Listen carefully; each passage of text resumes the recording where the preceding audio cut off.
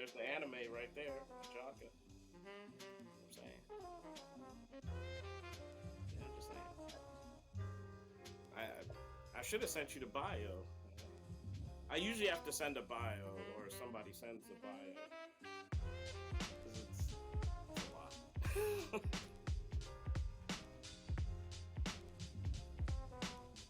Actually, I'll put it in the private chat. That way you can get a taste. I'll send you the short bio. I had to make multiple ones. Like,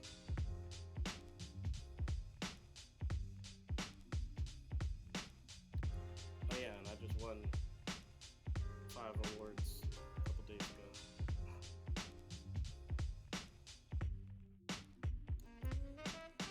There, I just sent you the bio.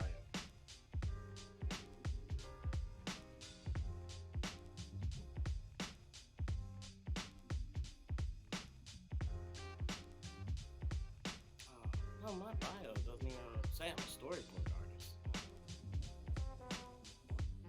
or singer. I didn't put that.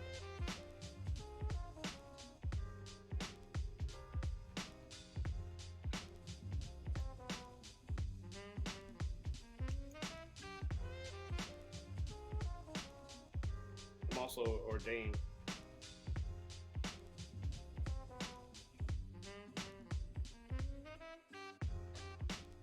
I'm actually officiating a wedding next October. They want me to officiate it and sing it. I mean, they're paying me $1,000.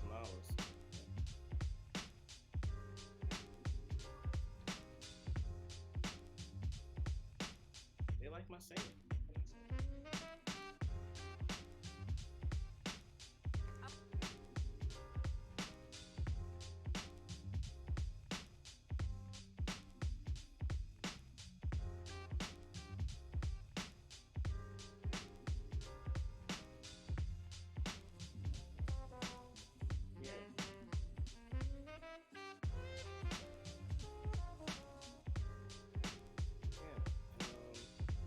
Follow you on Twitch. I gotta support people, you know, like. I mean, yeah.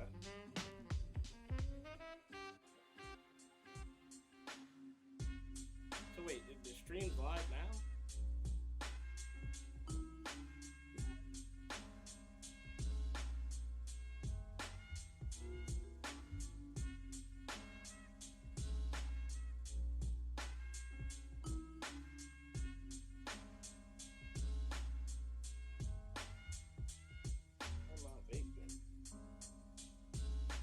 Oh, should I bring my statues and stuff too?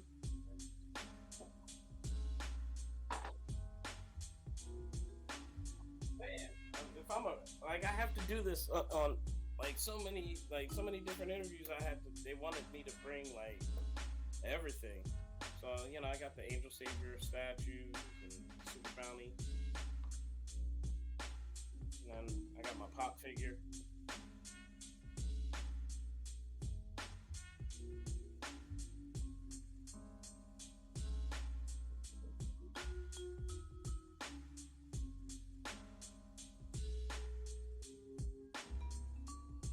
Yeah, it was a gift from my homie Smoke. Working on projects and stuff. Got directed his fan series. We have the fan series for the Orville, and yeah, and I can't. He asked me to direct it, and I was like, yeah, I can shoot and direct it. I know how to do that stuff. He's seen my work before, so we put it together, and it got a whole lot of hype.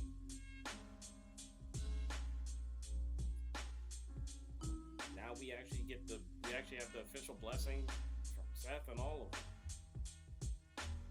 And then they did an article.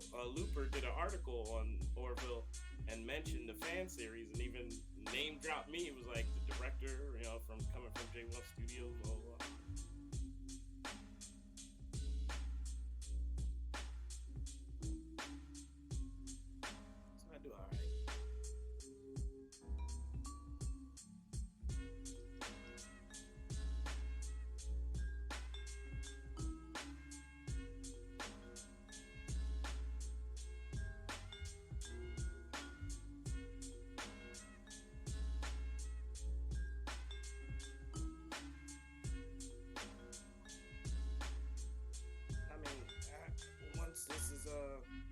saved or whatever, I could share the link on IG or wherever. I did repost your thing.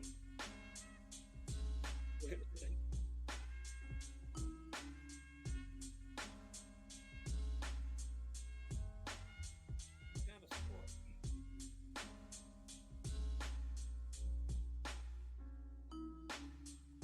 How long were you doing this?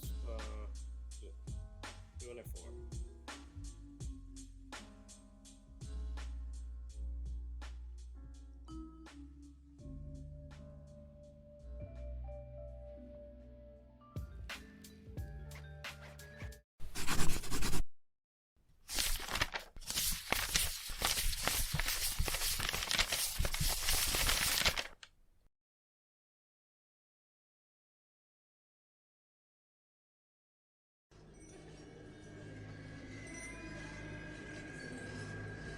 What is living behind that boy's eyes is purely and simply evil.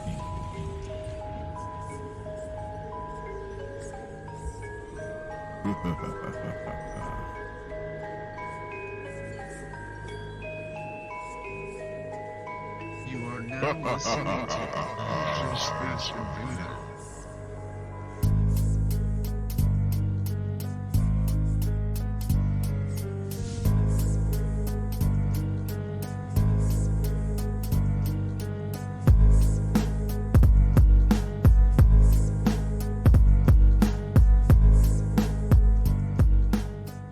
Rare Ninja Scroll, Wall Scroll.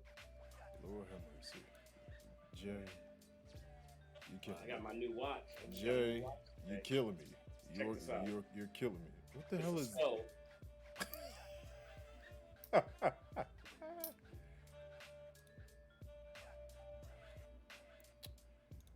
Okay. Where we at? There we go. There we go. Testing 1, 2, testing 1, 2. Good evening, ladies and gentlemen. Welcome back to another stream. I'm your host, the Bearded Baritone, and today is a special day. Not only is it Monday, but we have an amazing guest. He is one of the hardest working men I've ever known. He's always busy. I always have to say, Jay, did you eat? Jay, did you get something to drink? Are you okay?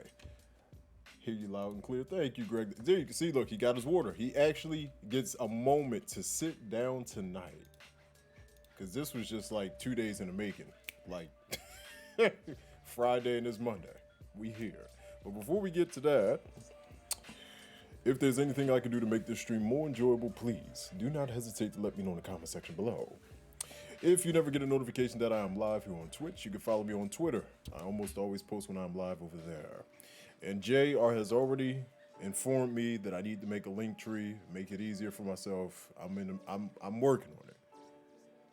I'm working on it. If you want to see what I do in my everyday life, you can follow me on Instagram, which is on the left-hand side, well, bottom side of your screen.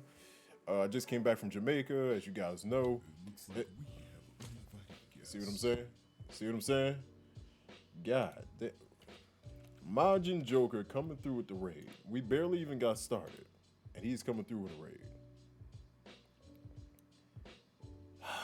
Can people hear me clear? I just want to make sure I'm clear. Can everybody hear Jay? Can y'all let me know if y'all can hear Jay, please?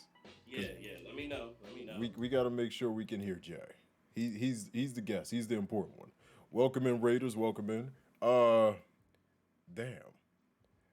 Give me 1 second. I'm gonna give you that raid message. But like I said, you can follow me on Instagram if you want to see what I do in my everyday life. With other Twitch streamers at conventions like this guy's, with celebrities out to eat, so on and so forth. Most volume may need to be a little louder. Oh, I can fix that. Oh, all right. I was gonna say, do I have to project? Because I can project. Oh, I turned you up. All right. I turned you up. Turn my headphones up. Last but not least, ladies and gentlemen, you know I always tell you this: viewer discretion is advised. I post and say whatever the fuck I want. You have been warned. A little more? Okay, I got you. So, really quick, since we just got rated, Jay, there's a famous clip by the Remix God. I know you've seen it, but I always play this when I get rated because it's the funniest shit ever. Uh-oh. Oh shit, where do we go? China, you need No. What are you doing? What are you doing to me? Where am I at? I got it. Give me 2 seconds. There we go. So really quick, because we got rated, we got to play this clip because it's amazing. 16 points to win. Okay. I'm going to ask you the same 5 questions you can. Hold on. Okay. Holy Spirit, Gotta get that activate. Holy Spirit Holy activated. Spirit, activate. Holy Spirit, activate. Activate. Activate. Holy Spirit, activate. Oh no. Holy Spirit, activate. Holy Spirit, Holy Spirit, Holy Spirit, Holy Spirit, Holy Spirit, activate. Holy Spirit, activate. Holy Spirit, activate. Activate. Activate. Holy Spirit, activate. Holy Spirit, activate. Holy Spirit, activate. Activate. Activate. Activate. Activate. Activate. Activate. Activate. Activate. Activate. Activate. Hold up. Holy Spirit, activate. Oh no. Holy Spirit, activate. Holy Spirit, activate. Holy Spirit, activate. Holy Spirit, activate. Holy Spirit, activate. Holy Spirit, Holy Spirit, Holy Spirit, activate. Holy Spirit, activate. Holy Spirit, activate. Activate. Activate. Holy Spirit, activate. Holy Spirit, activate. Holy Spirit, activate. Activate. Activate. Activate. Activate. Activate. Activate. Activate. Activate. Activate. Activate. All right, let's go. Hopefully we don't get too many more raids. Really, Jay? Really? You are the worst. You are the goddamn devil. Ladies and gentlemen, I've known this guy for a while. It's been a while. Oh shit! Look, your boy is in here.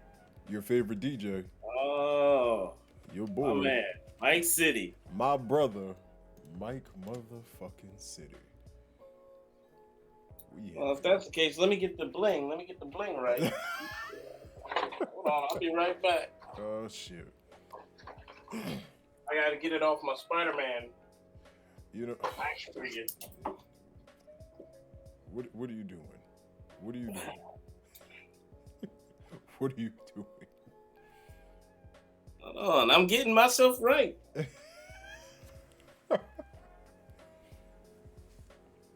I can't help it. I got problems. He's got serious problems. Lady J, we see you.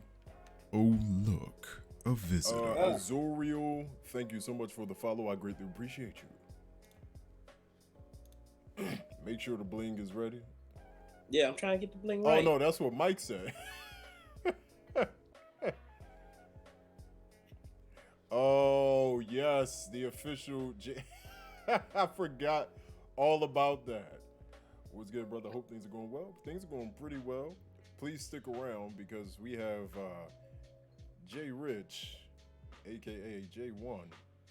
He is the owner of the longest running 100% black owned anime convention in the US.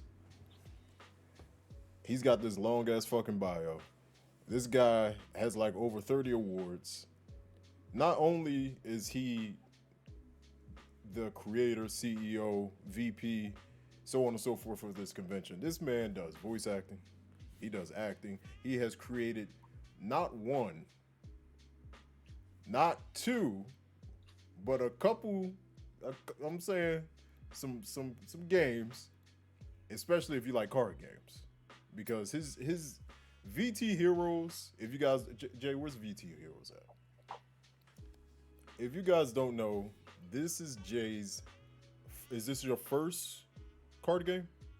This is my first card game since I did one in 2003. That was what ended up being this now. I did it at when I was going to Art Institute. That's how I got in. Because back in the day, you had to have a portfolio to get into Art Institute because it was like there was no BS classes, no general courses. Like if you went for animation, you studied animation fully for 2 years, from color theory, video, all that stuff, and then your final would be you working at a studio. So you had to come with something, some kind of. You had to have usually a 100-page portfolio or something. I came in with a game, a card game, and the administration, they played it and they were like, "We got to get this guy in immediately." And within 3 weeks, I had classes, and they actually kicked out an alumni because they used to have this deal with Wizard World, and they had a whole big booth, and they would showcase their top like 3 creatives that were alumni from Art Institute that got into the industry, this, that, the other thing. And they actually booted one out and put me in 3 weeks into classes to showcase my game. And then actually the VP of sales from Upper Deck was, showing off. They had a whole Yu-Gi-Oh thing at Wizard World. He came over, played my game, and wanted to talk to me about buying my game. And I told him, nah. Because I said, if you're willing to buy it from me, that means this is something worth holding on to and eventually selling it myself.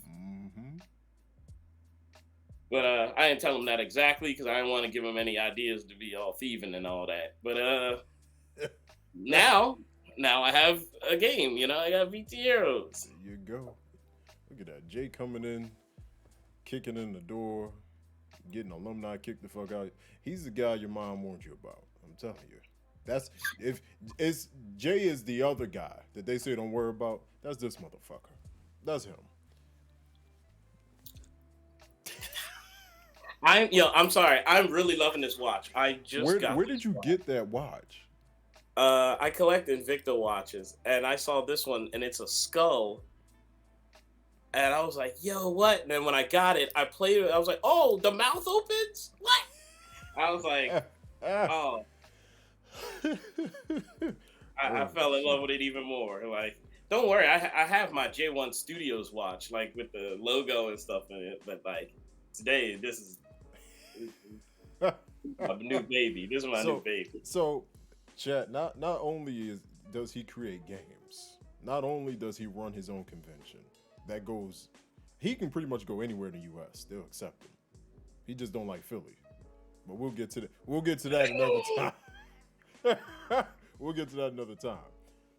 But he's done work on some of your favorite shows. I'm just saying.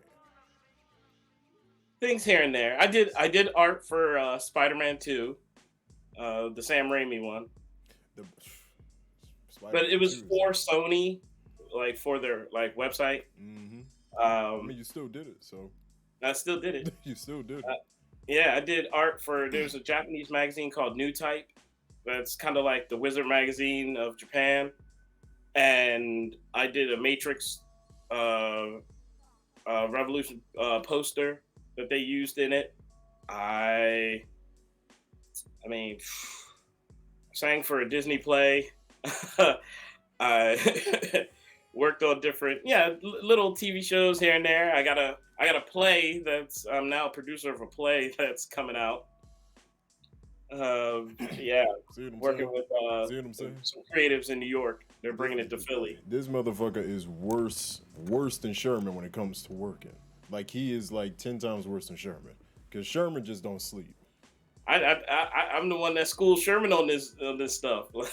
Oh, so you're responsible for the downfall of Sherman? We get it. Yeah. I got a Jamaican play. It literally, I'm gonna just tell you how it is. It's literally like a Jamaican Medea. It's called Miss Bumbaclotty, the Jamaican talk show. And it's happening December 2nd through the 11th. Where is that going to be in New York? Where is it going to be? No, it's going to be in Philly. It's going to be in Philly. No shit. Yeah, and we're on the J1 on pretty much all our social media right now. There's a video where I talk about there's a discount code if you use J1 Studios, you get 25% off your tickets.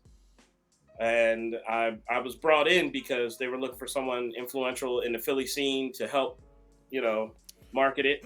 Of course you. And somebody, I guess, a couple people mentioned me, and then next thing you know, I'm having these phone calls and these meetings. So now I'm a producer of a play, and I'm an executive producer of an anime, Ajaka Lost in Rome, and I also did two voices in it. He's a savage. He's just a Yeah, fucking I'm working on savage. 4 graphic novels right now. Writing and drawing all 4, and they're all 4 are different genres, which is always fun. This guy just don't stop. He really doesn't stop. Um, oh, I didn't do this at J1. I totally I remembered it. It slipped my mind because you were so busy, and I was dealing with my mom and everybody having fun. Congratulations on the newborn. Thank you. Congratulations, because I know you were saying that your newborn was supposed to be born on J1. Yeah, So yeah, yeah, yeah. That was gonna be a thing. that was going to be an issue. Yeah, because they were scheduling him for November 4th, which is the first the Friday of the Friday, con. yes. And I'm like, well, I have to build the con. I have to, what are we doing? Oh my gosh. I mean, and then got there early. You know, he got there early. No Ran complications. it like a couple days early. And then I beelined it. I had to go grab a U-Haul truck, fill up the whole truck with all the stuff for the convention, and drive to Atlantic City. And then we had to build the convention, and then have the prom, Savage. which Fucking was the Friday fucking night. savage. Really quick, we got the beautiful True Blue. How you doing? Good to see you. Ms. Natty coming in, reloading the shotgun. That's what Ms. Natty does. Pachuco is in the building. Greatly appreciated. If you guys don't know who this man is, this is Jason Richards, Jay. That's I just call him Jay. I am not calling him by his full name anymore. That's Jay. If you don't know what Jay, I mean, I go by Jay Rich. I go by Jay Rich or Spider Man, or sometimes, depending on the project, J1. he's amazing. He does too much. He really I'm does. Jamaican. What do you expect? Exactly. This is a rare type of Jamaican. He got about 30, 40. Oh, shit. Is that Mr. Latin House? Ain't this a motherfucker? Yeah, Jay's that rare Jamaican. Instead of having, 3 or 4 jobs, this nigga got about 20. And he still got more in the pipeline. Yeah. Still got more in the pipeline. Well, that's what's up. But, oh God. I met Jay when I was 22, 23. And the only reason why I met him is through another old coworker named Ben. That's the only reason I even met you. That's the craziest part. And I know you remember Ben, White Ben. Wait. I can't remember his last name, but I know you know who I'm talking about. It's Ben. I can't remember his last name. It's Ben. He has glasses. He's bald. Yeah. He Yeah. was actually with me. I'll tell you the story. He was actually the person with me when when we get to the point where we have to talk about the Philly industry. I'll get into that. So yeah, I met Jay.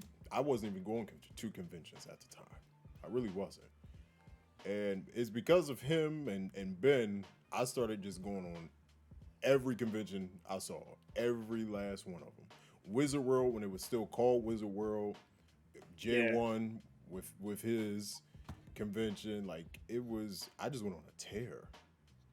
I really did. It's because of these guys that I'm in love more so than not with, anime conventions and Comic Con. Well, I could blame my mom for comics, but yeah, this guy's you might as well say Jay is a pioneer.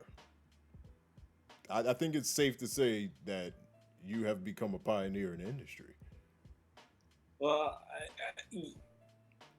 Oh, and then you freeze. with somebody. And I then- was having this discussion with somebody, and I was at another event, and people came up to me and were like, "You're the reason why I go to conventions." They're like, "I didn't realize," and this is weird because I didn't know how to accept the compliment, but like the one girl was like, I was little, and my brothers and parents would take me to your conventions, and I didn't realize how important your conventions were because now that I look back, you showcased a lot of black and brown and Mhm. different walks of life. When other like the big conventions were like honestly almost white only. You know what I mean? Yeah.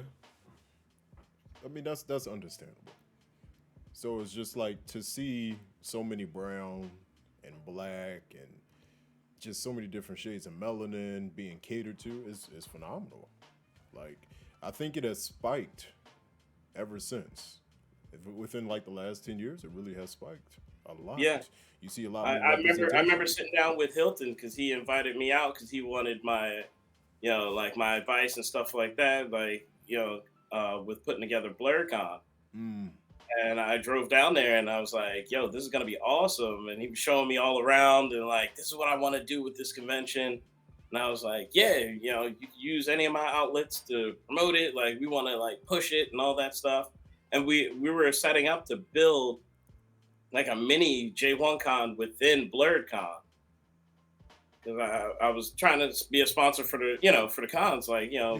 bring my fan base and all that stuff and and now BlurCon's like massive and like it's crazy.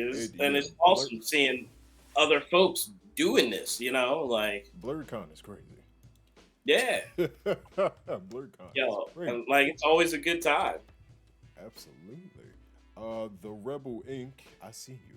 Rebel Inc. We do need you to fill out a questionnaire about Dick's Pizza. We wanted to know your experience on it over the Thanksgiving holiday. And Sugar and Spice, good to see you. Greatly appreciate you guys for stopping in. So let's talk about you in Philly. Let's talk about the love and fallout. And it necessarily wasn't like a fallout with Philly. Love and hate. Let's put it to you like that. Like I love like building stuff for Philly because Yeah. Philly didn't have. There was anime fans, but there wasn't an anime Nothing. like thing in Philly. Nope. And I'm like, this is Philly. Like it should. I mean, there was one convention that started that like an anime convention that was black owned. It started in like 2007 or 2009, around that time. But it only lasted for like one year, I think, because there was a lot of like bad that went with it. And there were other conventions that popped up in Philly, but none of them went past year 2. Mm-hmm. And I was like, well, I've been a vendor, I've been an artist in artist alleys, I've been a panelist, I've been a con goer since the 90s, like the early 90s, like the first years of Otakon, when there was like only like a few hundred people going to Otakon. Like, and I just kind of wanted to. First, I started with making small events around the city because I wanted to give places for kids to go and be nerdy, especially black kids. Because back then you would get shunned for being a black nerd, and I went out of my way to be a public, black face in the nerd scene. Like, it's okay to be a black nerd. Like, we like anime, we like video games. You ain't gotta hide it at home. Like, there's a spot over here. come out and like see that there's others like you. And I did, that. I had video game tournaments that I would hold at different like comic book stores and different like venues.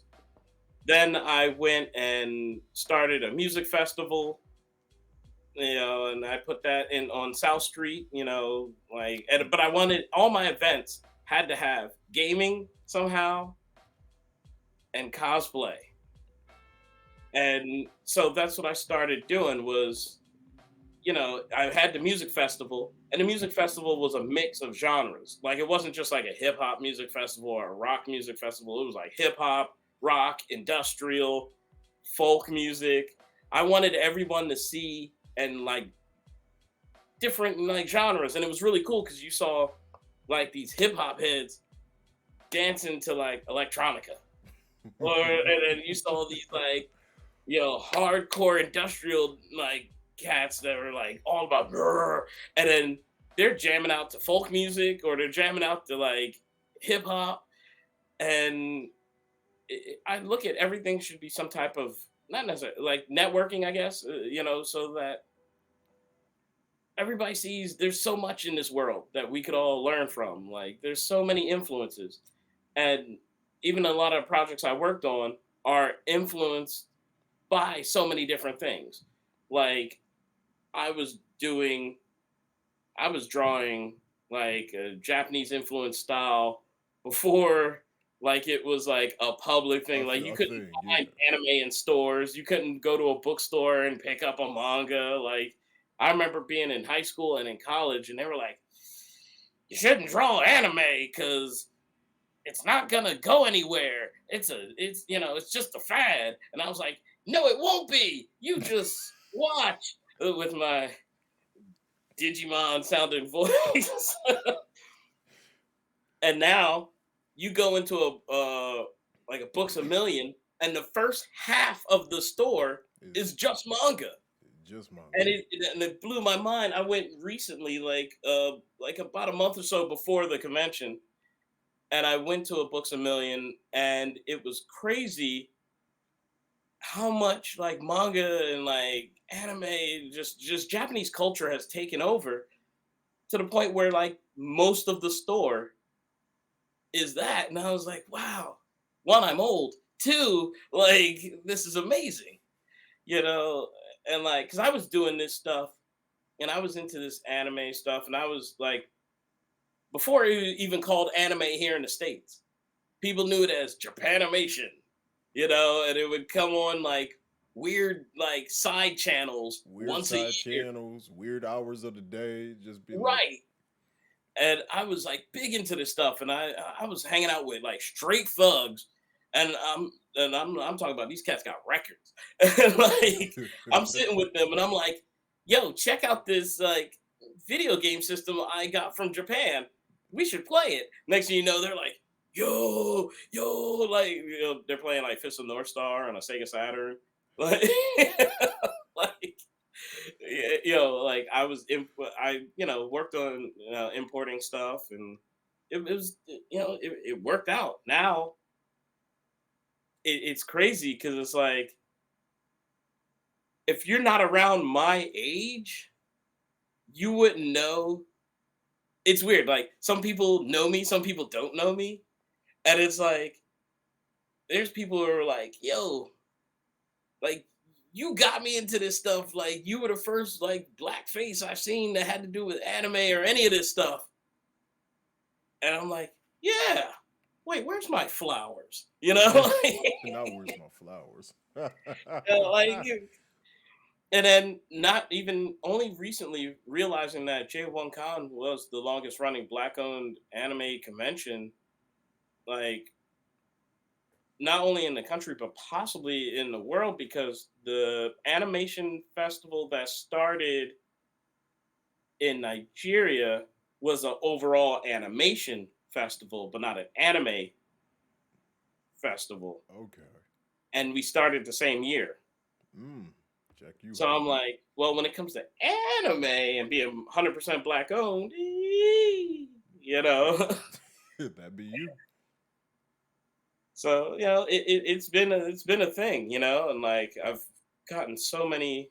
I'm appreciative of all the support because I've gotten so many like awards from my games, from my comics, from the conventions. They got nominated for like event of the year at the like. There used to be a thing called the Geek Awards Mm-hmm. in In Philly Philly, yep, that there was like the was. Oscars, and people don't realize like how deep this nerd stuff went. Yeah, Like that shit it was was a red serious. carpet event, Mm-hmm. like, and it was sponsored by like Comcast, Franklin Institute, like all the big corporate companies, Mm-hmm. and you had to come dressed up, and like you were networking with like people who were nominated for like Game of the Year, Comic Book of the Year. There was like Streaming Media of the Year, like all, and then the biggest award is Geek of the Year. That's like the person that encompasses like all of everything of like nerd culture.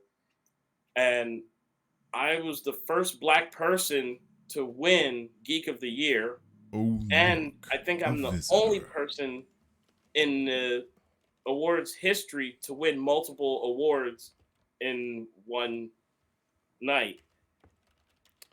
It's because you a bad motherfucker. I told you, you're the Yeah, only person I know that works like 20 jobs. Like you just literally do it all. You put Sherman to shame. Sherman's killing it. Nah, Yeah, I I don't. know, but that man, he literally will fall asleep standing up. Like he just looks exhausted every time I see I'm him. always exhausted. That's because you two don't know how to stop. I can't stop. I Can't can't stop. stop, Won't won't stop. stop.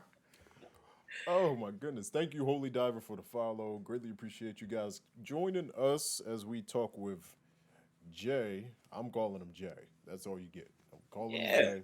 He is the creator, CEO, vice president, so on and so forth of J1-Con and and J1 Studios. J1 Studios. Yeah, we got to talk about this Philly.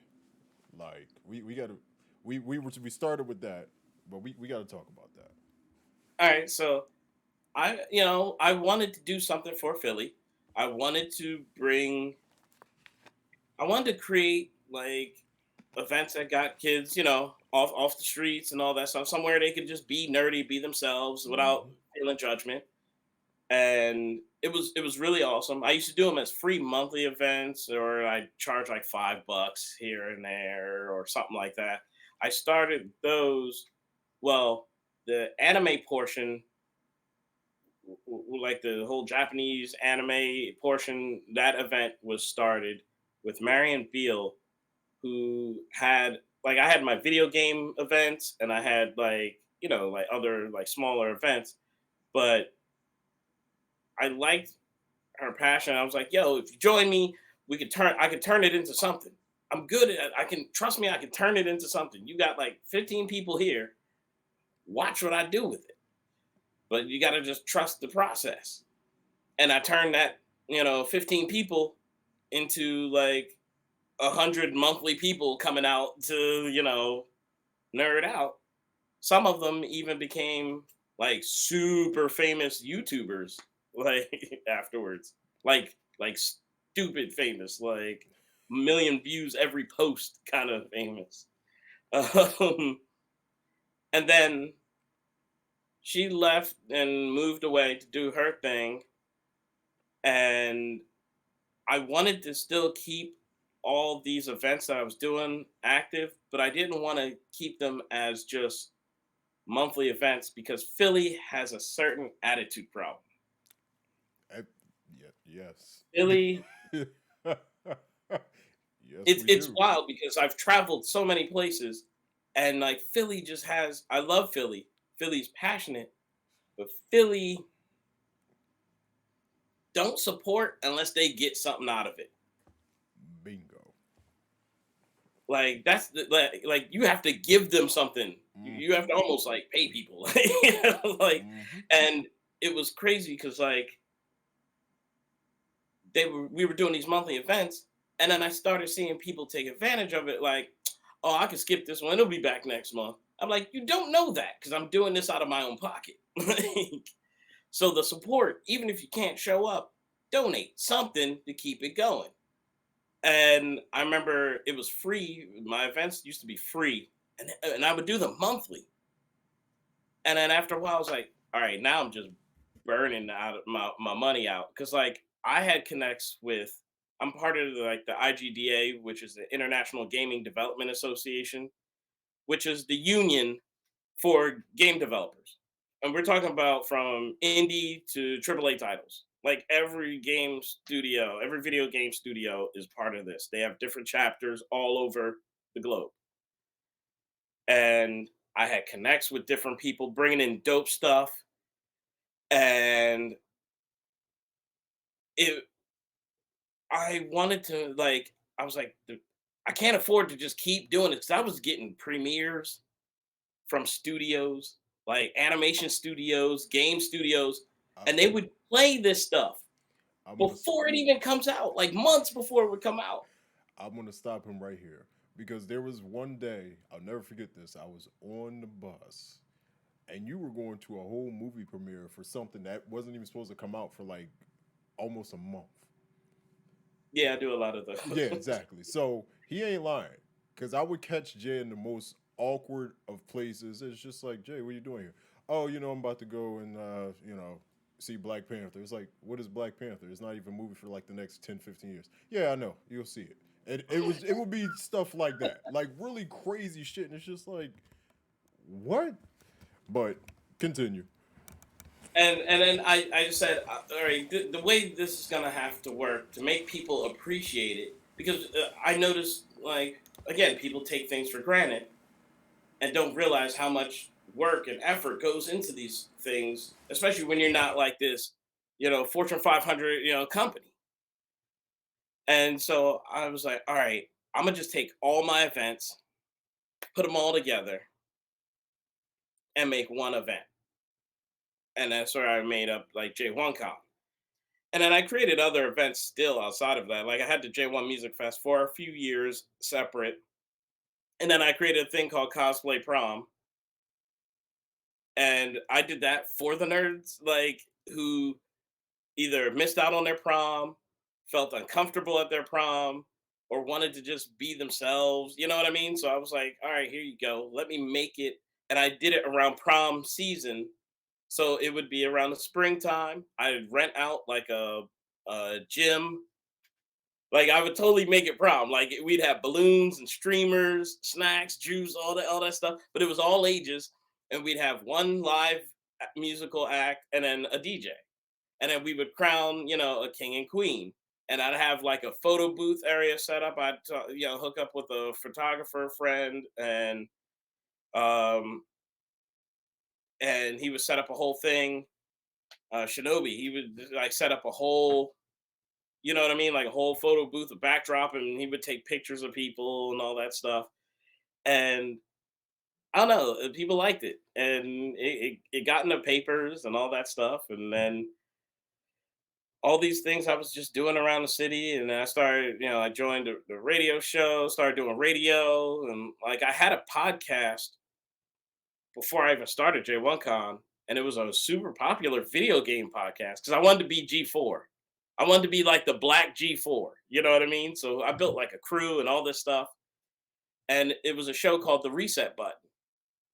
And it was like we would get like thousands of downloads a month on this show. And this is back when podcasts were just coming out. Barely Like, a thing. yeah. Like the That's like almost around the same it was time. before YouTube. It was like remember, I know you know Atomic Comics on South. Yeah, I used to do stuff over there. Remember they did the podcast, the Word podcast? Yeah, Same thing. Yeah. yeah. And we had all these different stuff. We started making comics, and like I started J1 Studios itself in like '06 because I didn't want to do fan art. You know what I mean? I like creating, and I like creating worlds, so I didn't want to do fan art. So I was like, I'm gonna start my own company where we make our own comic characters, and I can put the kind of representation I want in it. You know what I'm saying? Like if I want to put like black characters in it, and like it's original, so you can't get all mad and say And that was like making the first like having a sister as the mascot of the company. You know what I'm saying? Like having a sister as the mascot of the company, so that like you would get like a black anime, like female anime character as like the leader, not just a side character. She had her own book, like she was the mascot and the branding of the company. Like she was my Mario for my Nintendo. You know what I'm saying? And but again, like when I made back to the convention, when I made the convention, um, I just wanted to do. I wanted to make a convention that families who were low income or just couldn't afford to go to like Wizard World or Otakon or all those other ones because it was too pricey, especially if you got like a heap of kids or you don't, you know what I mean, have like, reliable travel, like transportation. I wanted to make something that was super affordable and you got as much of the convention experience as possible. So when other people were charging, 60, 80, $100 for a weekend pass, I was like, $20, $30, like, Mm-hmm.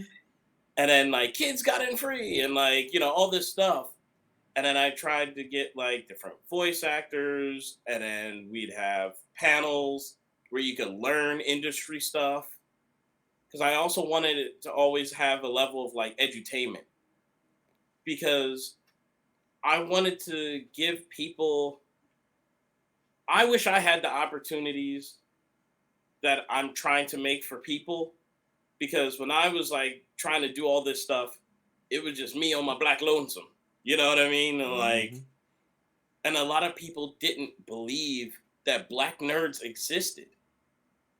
And that's the thing that like people are like, what do you mean? Like, yo, that don't. I'm telling you right now, up until maybe like I say 2015, did people comfortably go like, "Oh yeah, black nerds, that's a thing. That's like a real thing." That's about right. And because secretly, all black folk was watching Dragon Ball Z like crazy, Mm-hmm. like, Mm-hmm.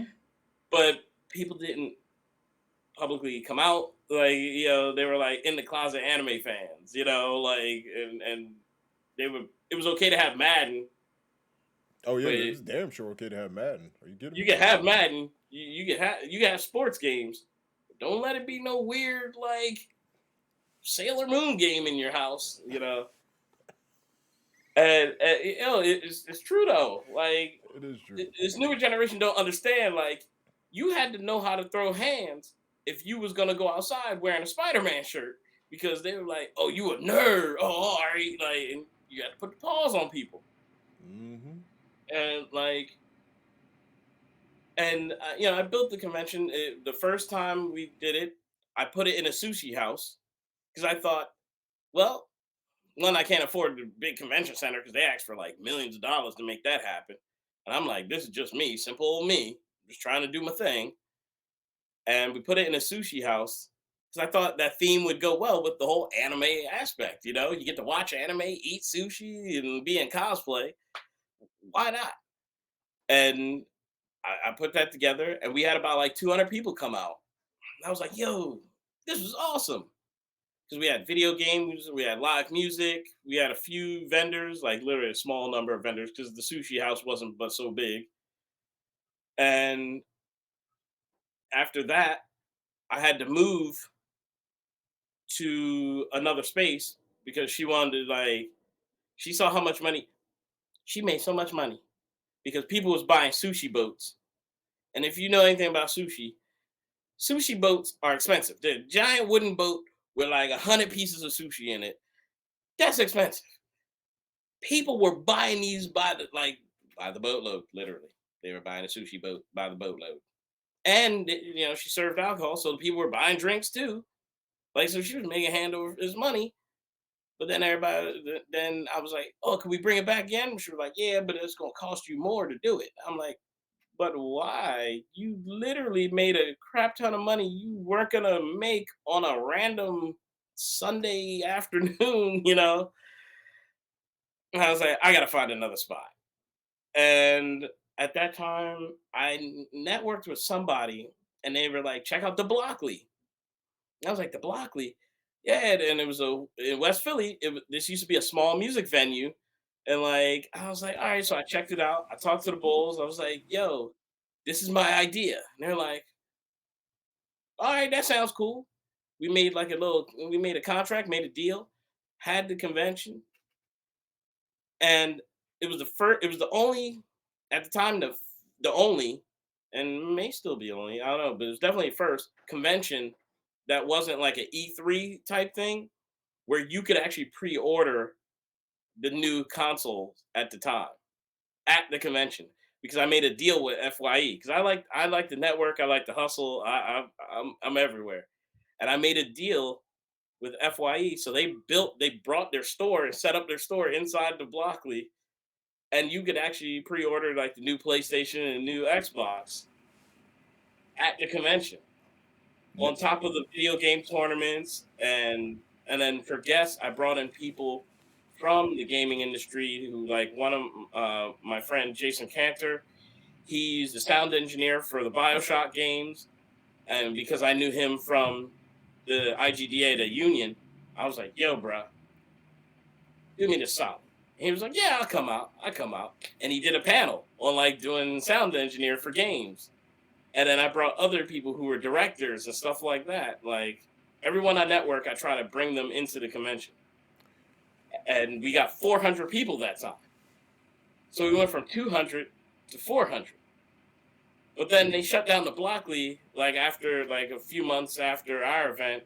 So I think they sold the property or whatever. And I had to look for another venue. And it's like some of these venues are super expensive. And I went looking, and I was like, let me try a hotel. And when I say they couldn't understand the idea of black nerds, I got one, I'd either get priced out, because I knew like some of the venue prices, because I had people that were doing events that were not of my shade, you know, that were doing other things like trade shows, conventions, whatever, in different hotels and all that stuff. So I knew the actual prices, and they were like tripling the prices on me.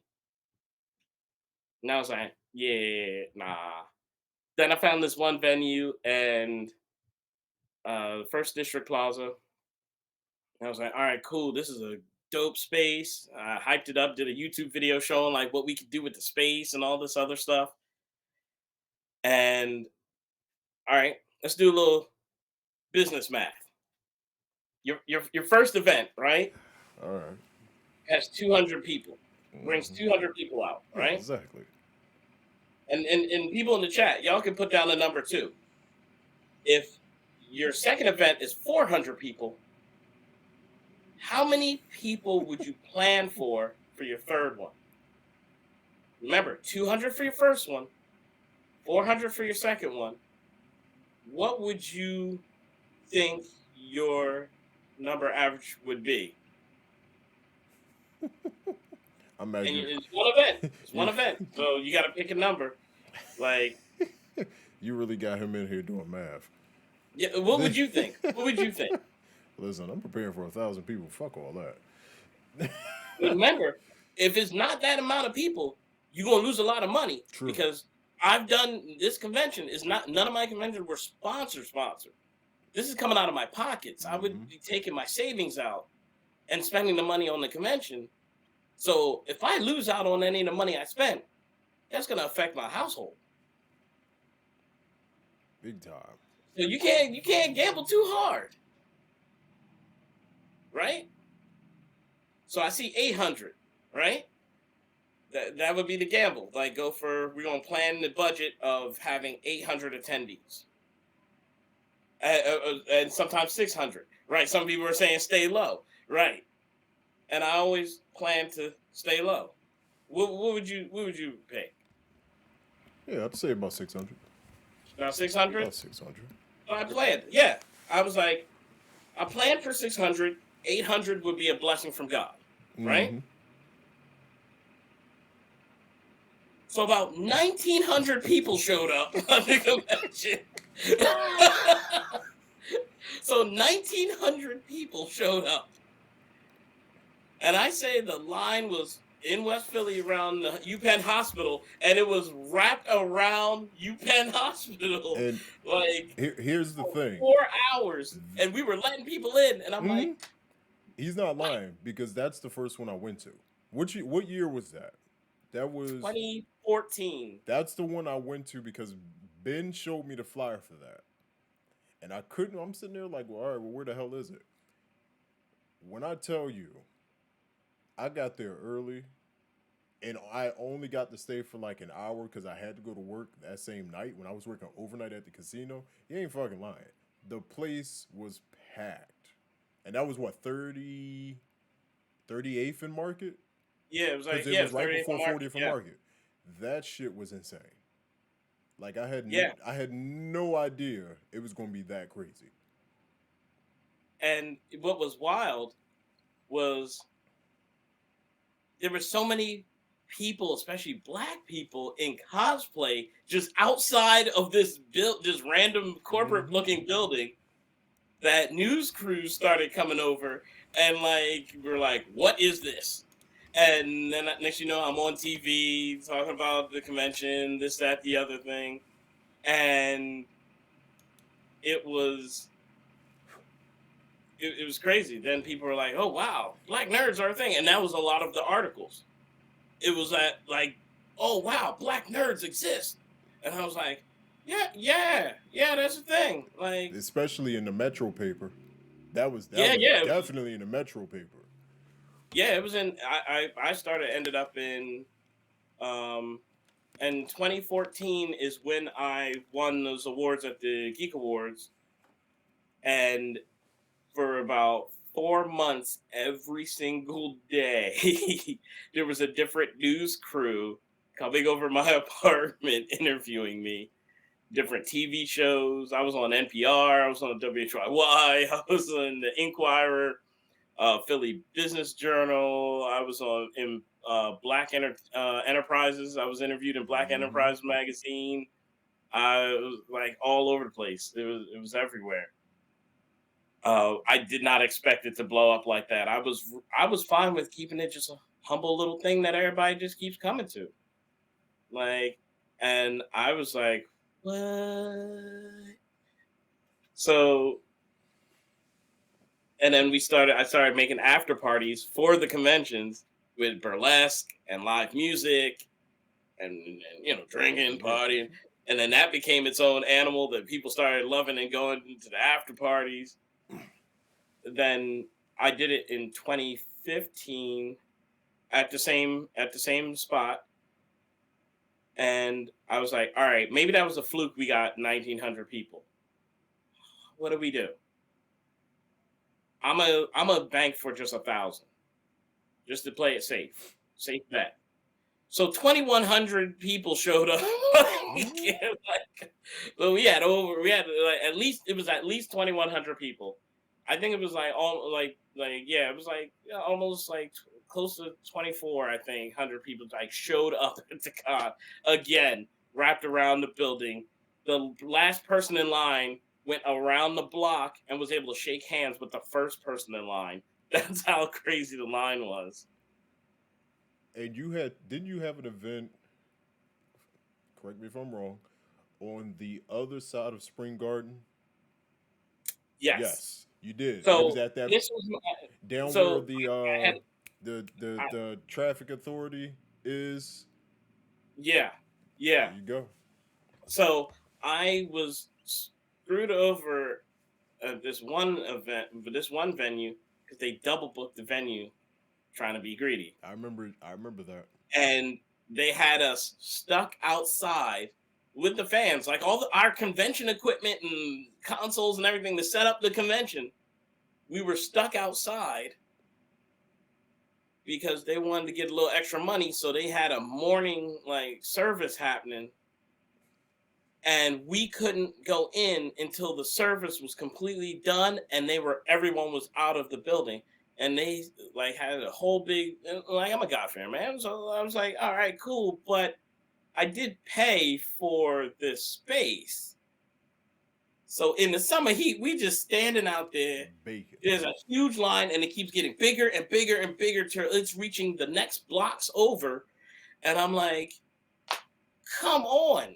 Like, I was so I would annoyed never with that. forget that shit. I would never. So they finally forget let that. us in, and I had an hour to get my team in there on the third floor to build the whole convention within an hour to so that people could come in and all that stuff. And it was so insane. I was like, I can't do this again. And I ended up doing it with the music fest, moved it over there, but they double booked me again. I was like, all right, you know what? I can't. Like, we're not doing that here. Somebody hit me up and was like, yo, there's this warehouse in Spring Garden next to this dope club. The guy owns both buildings. Yo, you should come through. I said, bet. I went over there, looked at the space, huge space, way bigger than any space we've ever used. Plus, the gaming area was in a whole club. So, like, it was so dope. I was so excited. We set up the convention. Come to find out, there was no cooling No, in the warehouse. it was. I said, bruh. I'll never forget that day. I still have. Because I went there in the wintertime to check out the space so I could pick the date and then advertise up until the summer to the convention. Bruh. The gaming area was cool because that was a functioning club. This warehouse, man, it had lights. It does have lights. Had light. It does have lights. It had a space. Bruh, and it was hot. Oh, It was so hot while we were setting up. My wife and I snuck out while setting up and went and rented giant industrial fans, like 4 of them, and strategically placed them around the venue near the doorways and openings to suck out the cool air and then blow it, like to suck out the hot air to blow in some, like get some cool air going. And we provided water and all that stuff. And like, so this around 3,000 people now showed up at this year's convention. And I'm like, oh, okay. Oh, this is a thing now. This is a thing now. And then the gaming room was packed. We had a dope after party as usual. Like, it was so, it was lit. Like, everything was awesome. And at this event, I still have the pictures because I actually had on one of my I had on a Spider-Man compression shirt, and I had Spider-Man on my shoulders. I still have that picture. This particular event, I'll never forget because I still had my car. It was a Dodge Challenger. Still had my car, and I got to meet the voice actors, the 2 voice actors for Pokemon. Nurse Joy. Yeah, we had the cast of Nurse like Joy Pokemon and Yu-Gi-Oh! There. Yep, and I got to meet the guy that does Brock for Pokemon. Like, I'll never forget that event. It was hot as shit that day. Yeah, it was like racist. Yeah. It was like slave heat. Like I at one point I was close to doing like Negro spirituals. Like, it was so hot. But what was crazy though is that the people had so much fun. Mm-hmm. And then it got talked about in the papers as like, and it was in the Metro, it was in all the magazines, everything, and they compared it as one of the top 5 most talked about events in Philly. And I was in the same lineup as, it was J1-Con, the bridal show, I think, the National Sports Collectibles Convention, something else, and the Democratic National Convention when Hillary Clinton came to Philly. They put J1-Con in that lineup. I was like, okay, we out here then. We out here. And for those of you who don't know about the sports memorabilia collection, that shit normally happens in King of Prussia. Yeah, this year they had it at Oaks. They had it over at Oaks. They had it at Oaks. And it's weird because Philly is Philly. Let's get that straight, 100%. Philly is Philly. When you go out to King of Prussia, they call that shit the Greater Philadelphia, which is bullshit. Because if you work out there in King of Prussia or Oaks, and you live in Philly, you're getting taxed twice for living in Yeah. Philly and working out it's there. true. And I know that because I spent 5 years doing that shit. Yeah, I remember that happened to me too. That's just bullshit. So then I was like, all right, 2017, we're gonna do it again. Now I know I can get some cooling systems and like really do it upright. This, that, the other thing. I come back, I had signed the contract, dropped the down payment, all that stuff. We advertised because every year we have the best prizes for cosplay contests. If you win in my cosplay contest at J1-Con, you get to star in my Cartoon Network commercial that is like a live action cosplay commercial with like you play the character that you won as, and you get to watch themselves on Cartoon Network and Adult Swim, like that's me right there, like all that dope stuff. So we already advertised the convention going to be at this spot. It was in all the papers. It was in the Inquirer. They were advertising it, like everything. I go there 3 weeks before the convention, before we open the doors. Because I was like, oh, I should put posters up at the club right across the street so that people could know to get ready for J1-Con. I go there, they're like, nah, you can't do that. I was like, what? Why? They're like, well, he sold the property. I'm like, wait, what? And he's like, yeah, it's going to be a gym in like a few weeks. What about my convention? I don't know what to tell you, Pimpin'. Like, what about my down payment? He gone. So mind you, I had already sold out of vendors. All the vendors like were sold out already. We had like 70-something vendors. I was like, what am I gonna do? Like, where is a venue? Because I'm always hunting for venues. There was no venue that was like comparable that size that I could put the convention in and I already dropped money for this space. It got so bad it made the papers. Like it got into the paper that like one of the papers that like what happened to me with the convention. And Yards Brewery hit me up and they were like, yo, we're building the Yards Brewery. Yeah, the Yards Brewery now. Mm-hmm. But unfortunately, it won't be ready. It won't be habitable in time of your convention. If it was, we'd have gave you the whole space for free to have your convention. And then because I did stuff back in the day in wrestling and stuff like that over at for like Dangerous Women of Wrestling, like the ECW scene and all that stuff. Like, yeah, I'm old and I've been in every industry. I got hit up by the owner of the arena who was like, yo, I'll make you a deal. You can put the con here. I was like, yes, I'll take it. I'll figure it out. So I had 3 weeks to make a whole new floor plan that based on their building. I also had to do guerrilla style advertising to kind of negate all the tons of advertising I did saying that this place was going to be up north, like near Chinatown. Mm-hmm. And now I'm all the way deep South Philly.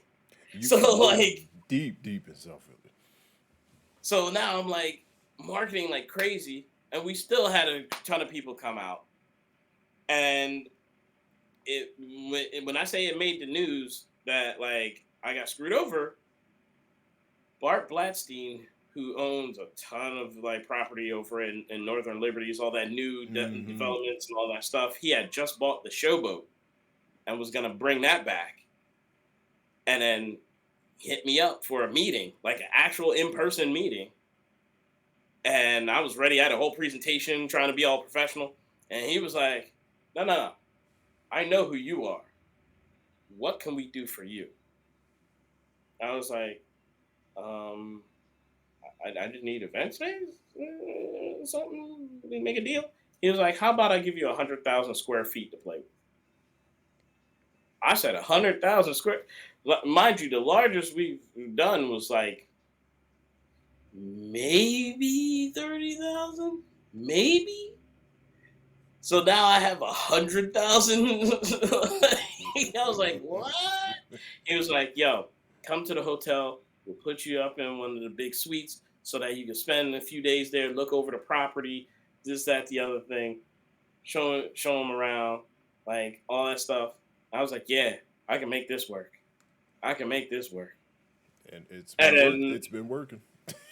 and that's why I moved into Atlantic City, and like I've been screwed over by that and the amount of racism being a black nerd, bringing this black nerd scene to Philly when it wasn't cool yet, because people didn't. One venue. I'm not gonna say which hotel. I ain't trying to be that bold. But one of them really didn't want me to have it there because they thought it'd be a thug convention. I can see that. I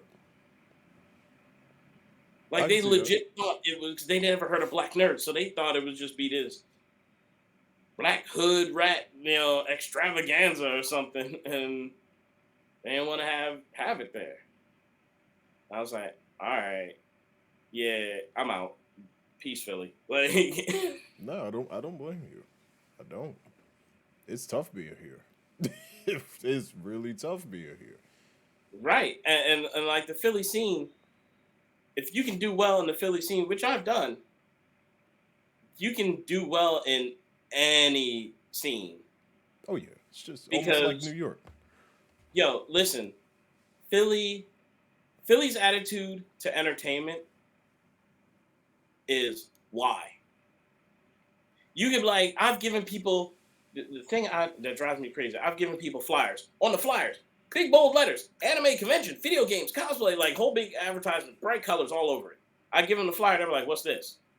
I'm like, you can look at it and read it. It No says, bullshit. That's exactly how it is too. I'm like, you can just see what it is. There's like art over it. And I do corporate design, so I know how to make it clean and easy to read. Like, now, but if you go to the West Coast, somebody can be like, "Yo, I'm throwing a like convention in my garage. Come out and support." People will come out in droves They really will. and support and drop big money They really will.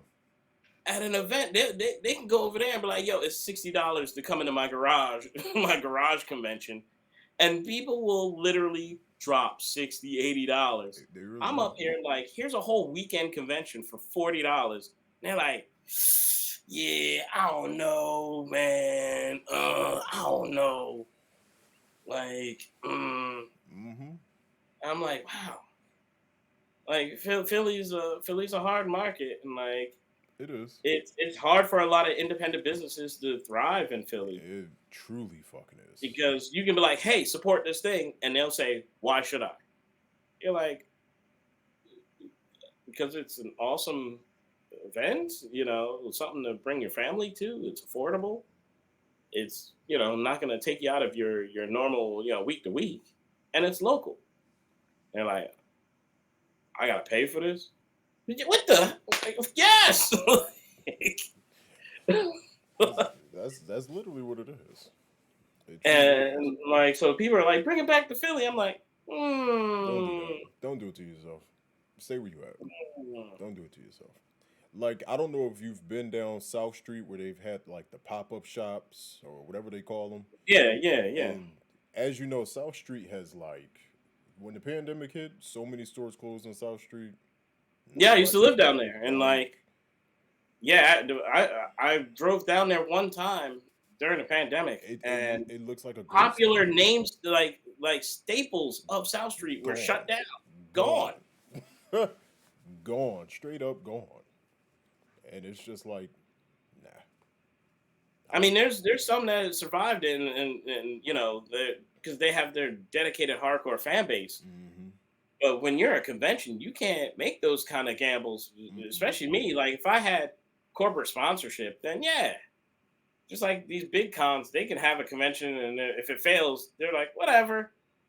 We got paid. We got paid ahead of time by corporations, millions of dollars. So whether it happens or not, we're rich. Me, I'm like, if it fails, I'm gonna lose my house and my car, and my family gonna be outside on the street. You know what I mean? Like, There's no bullshit. So like it's it's been tough. Like doing it for 10 years. Yeesh. And your You your know, most like, recent chat was what, 3 weeks ago now? yeah, about 3 weeks Jay, ago. uh, Yeah.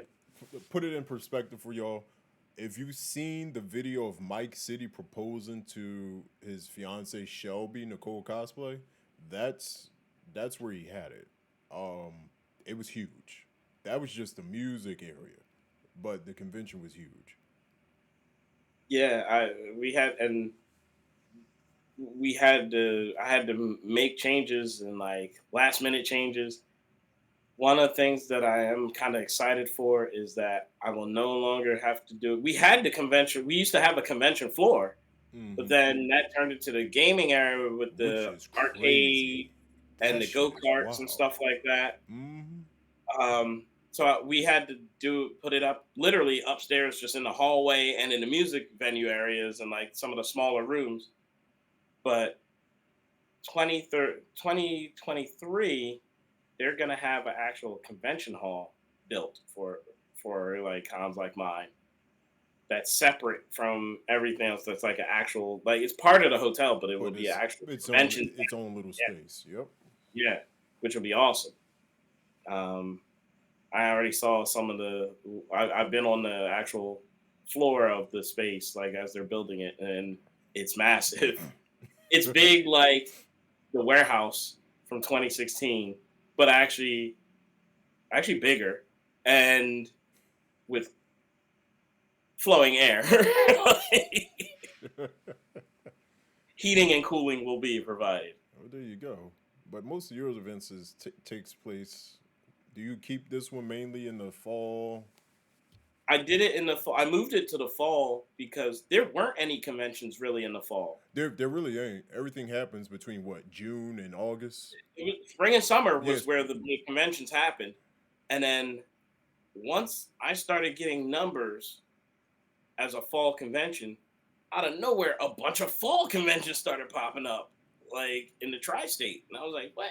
Yeah, because I mean, what was the what was the last? Oh my goodness, the one that just happened before yours. Sherman was at it, and it was in Oaks, but I can't remember the name of it because it happened the same day as New York City Comic Con,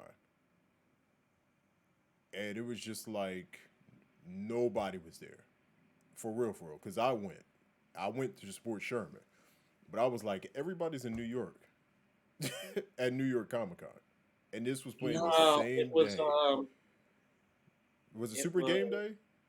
no, no, no, no. It was I can't remember the name of it. GXL. I think was the same Yes, I weekend. think that's what it was. I I didn't. I brought stuff there for them to use. I like was a sponsor for their cosplay contest Mm-hmm. and a few other things, but I didn't get to stay because I had the convention to prep for. Mm-hmm. I had to prep for J1-Con. It was like I think the week before or 2 weeks before J1-Con. It was something like that. It was like 2 weeks before. Yeah, I didn't get a chance to see how it turned out. I was hoping they did well, like because they're awesome. Oh, They're there it awesome is. group. Holy Diver said DerpyCon. No, That's Derpy another con that DerpyCon was. just happened. That was last weekend, wasn't it?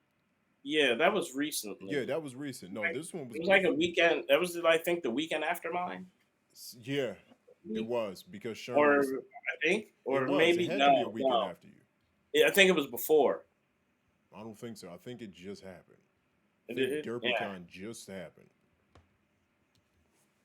But yeah, like I like to see other people thrive and all that stuff because then honestly, because I'll give free tables to other conventions so that they can advertise their conventions. Like we do a lot of like table trades and stuff like that Yeah. because there's enough food on the table for everybody to eat. See, that's the thing. There is, but people get greedy. People don't like to think that way. I noticed. I've Yeah. learned that in business. It's Like, like you can't sit at the same table as me. Why are you here? yeah, and I'm like, y'all don't understand. This is how a lot of these $1 million corporations. That's how they work. they share each other's like clientele and help each other out. And Philly has a big problem with the crabs in a barrel mentality. Mm-hmm.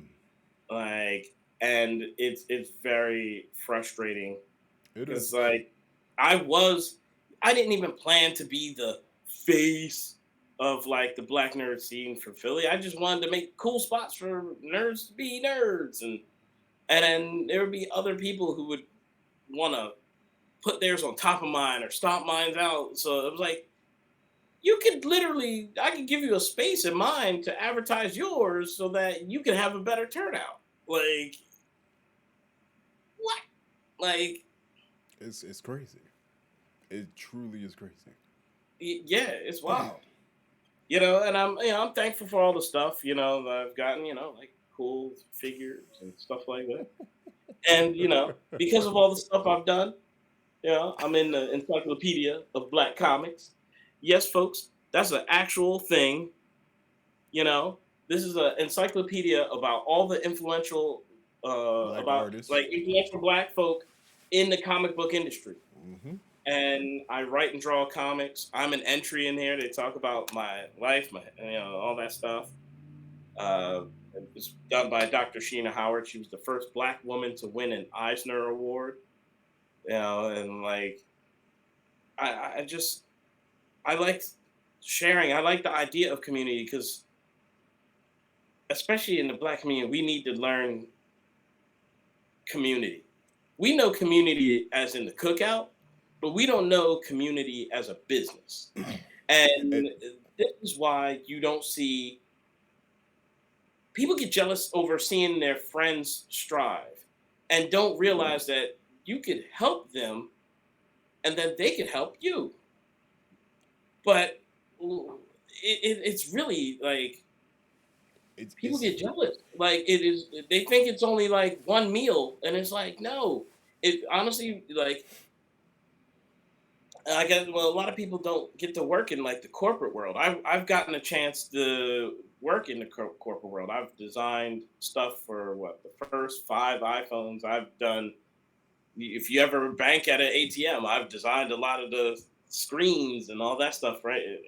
For ATMs, design stuff for banks for their websites. Like these corporate companies, they work together like you don't even know. Like Disney and Apple have worked together on a whole lot of stuff that people don't even realize. Like if it wasn't for Steve Jobs, bringing over like Apple computers and all that stuff, we wouldn't have got Toy Story. Like Toy Story was made on Apple computers, like because at the time it was the only computer that could handle the processing for 3D modeling on that level. But like everybody just works together and does all these different things, and that's how everybody is. You know what I mean? Like you see me, I advertise everybody's stuff. If somebody has a business, even if I just put it in my stories on IG, I'll be like, and I'll tag you in it so that you can see that I'm showing you love. Mm-hmm. But there's a lot of cats who like I've done stuff for, put them on in the industry, put roof over their heads, food in their mouths, all kinds of stuff. And they be like, yeah, he corny. Like, I'm like, but you wouldn't have that brand if I didn't help you with that, though. Like, No, it's like that. It's literally like dog eat dog world. Like, yeah, and it's wow. tragic. It truly is. Because Like the best example on how to work as a community are sex workers. Sex workers who have like OnlyFans and all that stuff on like Instagram, like all the different models and all that stuff. They promote the fuck out of each other. Yo, they'll be like, check out my girlfriend hair. You'll just see it just pop up in your story. You're like, what? Who's this? What? Okay. And then like, but they sit there and they promote everybody. They do. And I'm like, why can't we do it? Even as comic artists, as an independent like comic artist, I've put people on blast. Like I have my team, my company interview you and do a review on your book so that you get more sales. We would interview different animators, different musicians, all this stuff, because J1 Studios was just a hub for, that's literally what it says, it's a hub for geek culture. And people would be like, "Oh yeah, thanks for the hookup," and then they just ghost. Like, Hey, really quick, if you think he lying, just go on Twitter one day.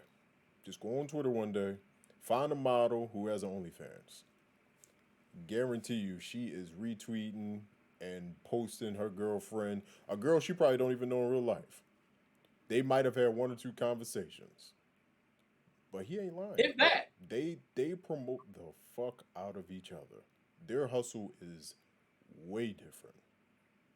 yeah, and like, it's just wild. It's stressful because it's like, oh, like people want to be in my stuff for the convention because it looks good on them.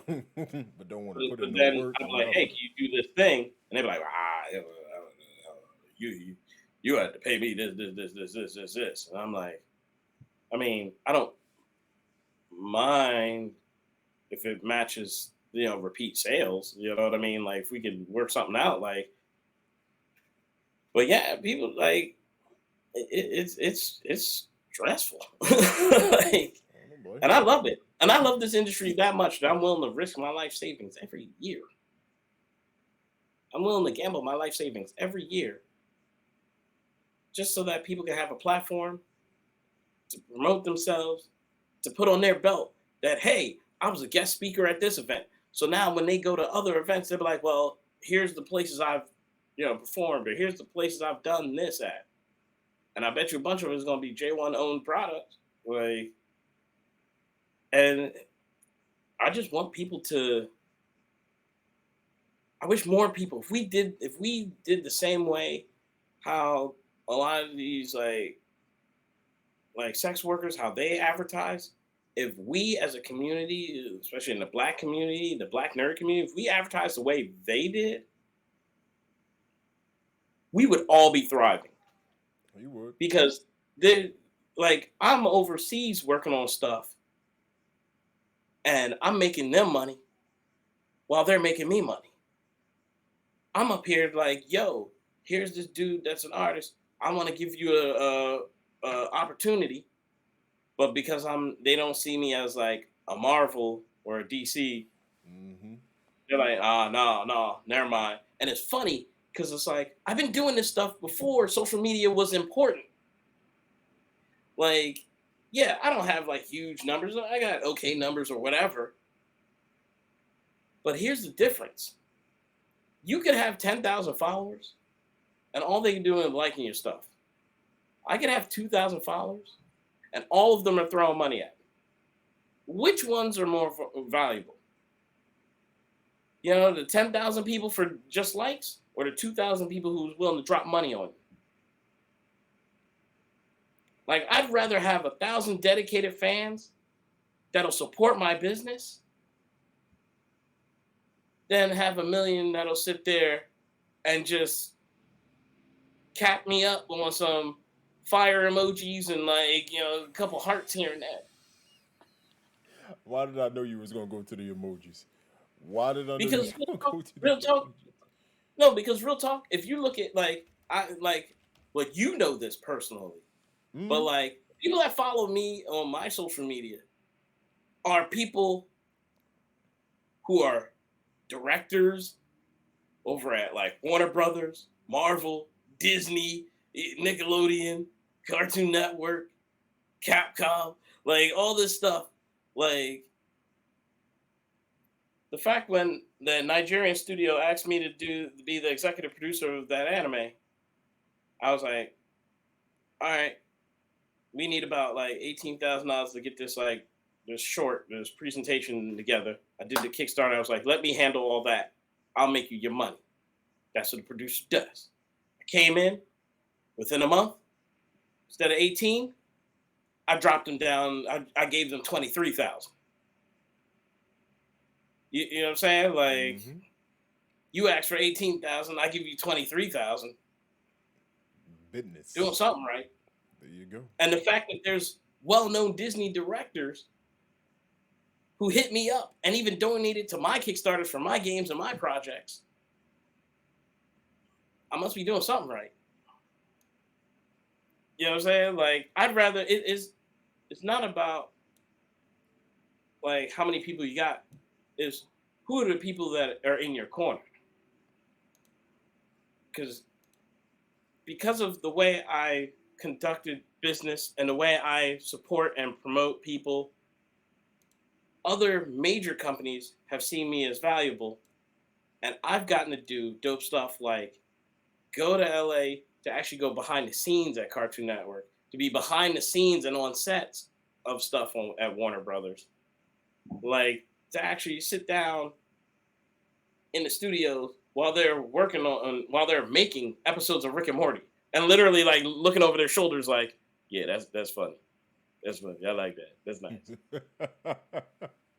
You should put more poop over there, like stuff like that. There's an actual episode that they kind of said, well, Brian, the director, said it was kind of had something to do with me because I had dropped a mean deuce over at their studio. We went out for tacos. I was over in LA. Like, I was like, yo, I want to hit all the dope spots. I was hungry. I was eating all that stuff. And I was like, bro, I got to go. And then he's like, hit the small one over there. I was like, yeah. I lit that joint up. Next thing you know, I see an episode about a toilet. And I'm like, I hit him. I was like, what's this about? What's this about, sir? But like the fact that I have, all right, here's the thing. A lot of people now don't know about the J1 Studios comics because it's been, since I started the convention, it took up so much of my life that I had to stop working on comics. But I have fan art. All this back here is, some of these posters are fan art pieces by major animators, like Japanese animators. The one all the way over here is actually done by the Warner Brothers animation artists and animators that do like Young Justice and all those DC animated movies. They drew my characters. Flex, you know what I mean? The hustle be real. But like I just, yeah, man. Like, I'm out here making games. Yeah, see that? That's a shooter. He makes his own card games too. Yeah, I turned Call of Duty into a card game. That's with ridiculous. chibi anime art. Stupid. But and then I got the VT Heroes fighting game. You know what I mean? This game right here has won over 20 awards in the past couple years. Rival Aim I just launched maybe a few days ago, and I already have 5 awards for it. And then here's a sneak peek. This is a Magical Girl card game that's coming out soon. And it's fairly, well, not very soon. We're looking at 2023. This is the prototype. It's fairly simple. Like, these card games are not like extremely hard to get into. No, I make them simple. I make them parent proof for the people who have parents who don't care about like card games and all that stuff. I made it so that like they can get into it, and then like it becomes a family bonding thing. Like the VT Heroes, we had tournaments all up and down the East Coast this year. I've been touring since May, from May to September, at different conventions, including Blurred-Con, EGX, and a few other cons. The Pier. Oh yeah, the Poke Pier. The Poke Pier, yeah. Yeah, we had VT Heroes tournaments, and if you won, the champion of the tournaments got to get free tickets to J1-Con, where the finals are at, and if you win the finals there, your name and likeness gets to be in season 2. Like, you become a canon character of the franchise. So I remember that. We had a champion. I was sitting there looking at it. I was just like, man, I still can't play this shit. I didn't even try. I'm like, Jay, you're not about to get me fucking hooked on a card game. Not doing it. Yo, I left that look, lifestyle alone a long time ago. yo, listen, A long time. come back. Nigga, no. Ain't nobody coming back to that shit. I ain't doing it. But but this is what it means to be a real entrepreneur. Like he's an example of it. Like he's risking house, home, family in order to build. You To don't, entertain y'all. yeah. Like do your other favorite entrepreneurs or so-called entrepreneurs do that? Like let me know. Cause some of them will say, it's hard, but they won't explain it. Yeah, They- like I can tell you proudly, there ain't a lot of cats out there that's willing to risk their savings and their livelihood Nope. to make something happen, and it's not even just for me, like it's for people in the crew, that's part of the company that or associated with the company. I do these things so that everyone can thrive in some way, shape, or form. People want to be panelists. I've gotten people gigs to be voice actors in anime. Because I've been doing voice acting waiting. and all that I'm stuff. still waiting. I'm just putting that out there. I'm just still waiting. You never It's said not it. my turn, chat. It's not my turn. It's not your My turn. turn. Not Yeah. your- I got projects. I got too many projects. I know. I got Just too many. like meeting your boy Brian. Like that was unexpected as all hell. Like I don't know anybody that really knows the games that he actually voiced in. That's why I was kind of I was like, the fuck where'd they find you from? Like I was just playing your game. I picked him up and I was like, hey, you got a reel, like, and all this other stuff. We started chatting it up, and now look, he's in an anime. He's the man. I like Brian. I do. I like Brian a lot. He's a real good guy. And Yeah, he's awesome. He's awesome. like an everyday man. He's in college just like I am. Like he wants to be a lawyer. Yeah. Like I was supposed to be a doctor, but I was like, I like drawing comics. you can't be drawing on people's cadavers and shit. Yeah, and my family at first were like, you sure that's because Islanders, they're like, you need to be an engineer or a doctor or something like that, and I'm like, I want to make comic books and games, and this is before that was a major in schools. You know what I mean? This is before you could go to get a degree in game development. This is like before comic book movies were a good thing. Mind you, he is Jamaican, so you know that shit is real. Island parents are different. Yeah. Yeah. My mom, I give her that. She was supportive. Everybody else, though, they were like, that's a cute hobby, but get a real job. Then I bought my mom an actual, like a real, not a bootleg, but a real Louis Vuitton bag. And then they were like, you can afford that? I'm like, I can afford that and more. Like, and then all of a sudden they were like, oh, so that's a real job then. I'm like, I've been saying this. Like, I've been doing graphic design and all this other stuff for years. Like, what you talking about? That's a real job? Yo, like, legit. Like, Calvin got a job. yeah, right? Like, they thought I came home in a McDonald's jacket on or something like that. They're like, Calvin got a job. Look at him. Look at him go. Oh, Like, shit. Look, I've worked every job you can imagine. I worked at Taco Bell, worked at Bed Bath & Beyond. I worked at Eckerd Drugs. I Like, refuse. No, I will not. I refuse to do retail, and I refuse to do fast I did food. retail. I worked in restaurants. I worked in retail. I worked in libraries. I've always had a job. Even when I was like I started working easily at like 11 or 12. And then I worked in the library, and then I got into it. And then I ended up finding a book on coding. And this is before like coding, before internet and all that stuff. You had to go to libraries for stuff. And I learned how to reverse engineer this old program called BASIC and DOS. And I started making computer games by age 12. I had my own little company that was I wanted to be like Nintendo. So I would make these games on floppy disks. Everybody thinks that the plastic 3.5. No. Those are hard discs. Yeah. Like then you had the floppy, which is the big black ones. I was like, make all that.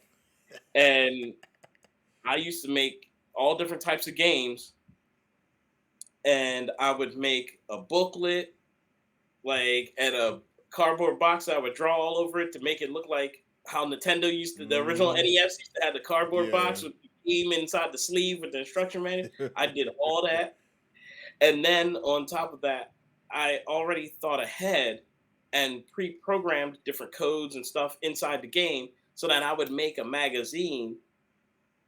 And I would sell the games, right? I would sell the games to people. And then I would have people subscribe to my magazine that showed you tips and tricks on how to beat certain levels and stuff like that. And like, man, I was all about this game dev stuff. I didn't know it was gonna get to this. This is dope. This life is dope. I know you ain't got one of my favorite animes on the wall. Which one? Right behind you. Well, Ninja Scroll. Ninja Scroll. Burning your golden hell. Bro, that's a rare poster. That's a wall scroll. That's not even a poster. That's an original wall scroll from Japan. Shit. Like when Ninja Scroll first dropped overseas. Like Ninja, we talking overseas. Like, that's like 92, 3 somewhere around that area. Yeah.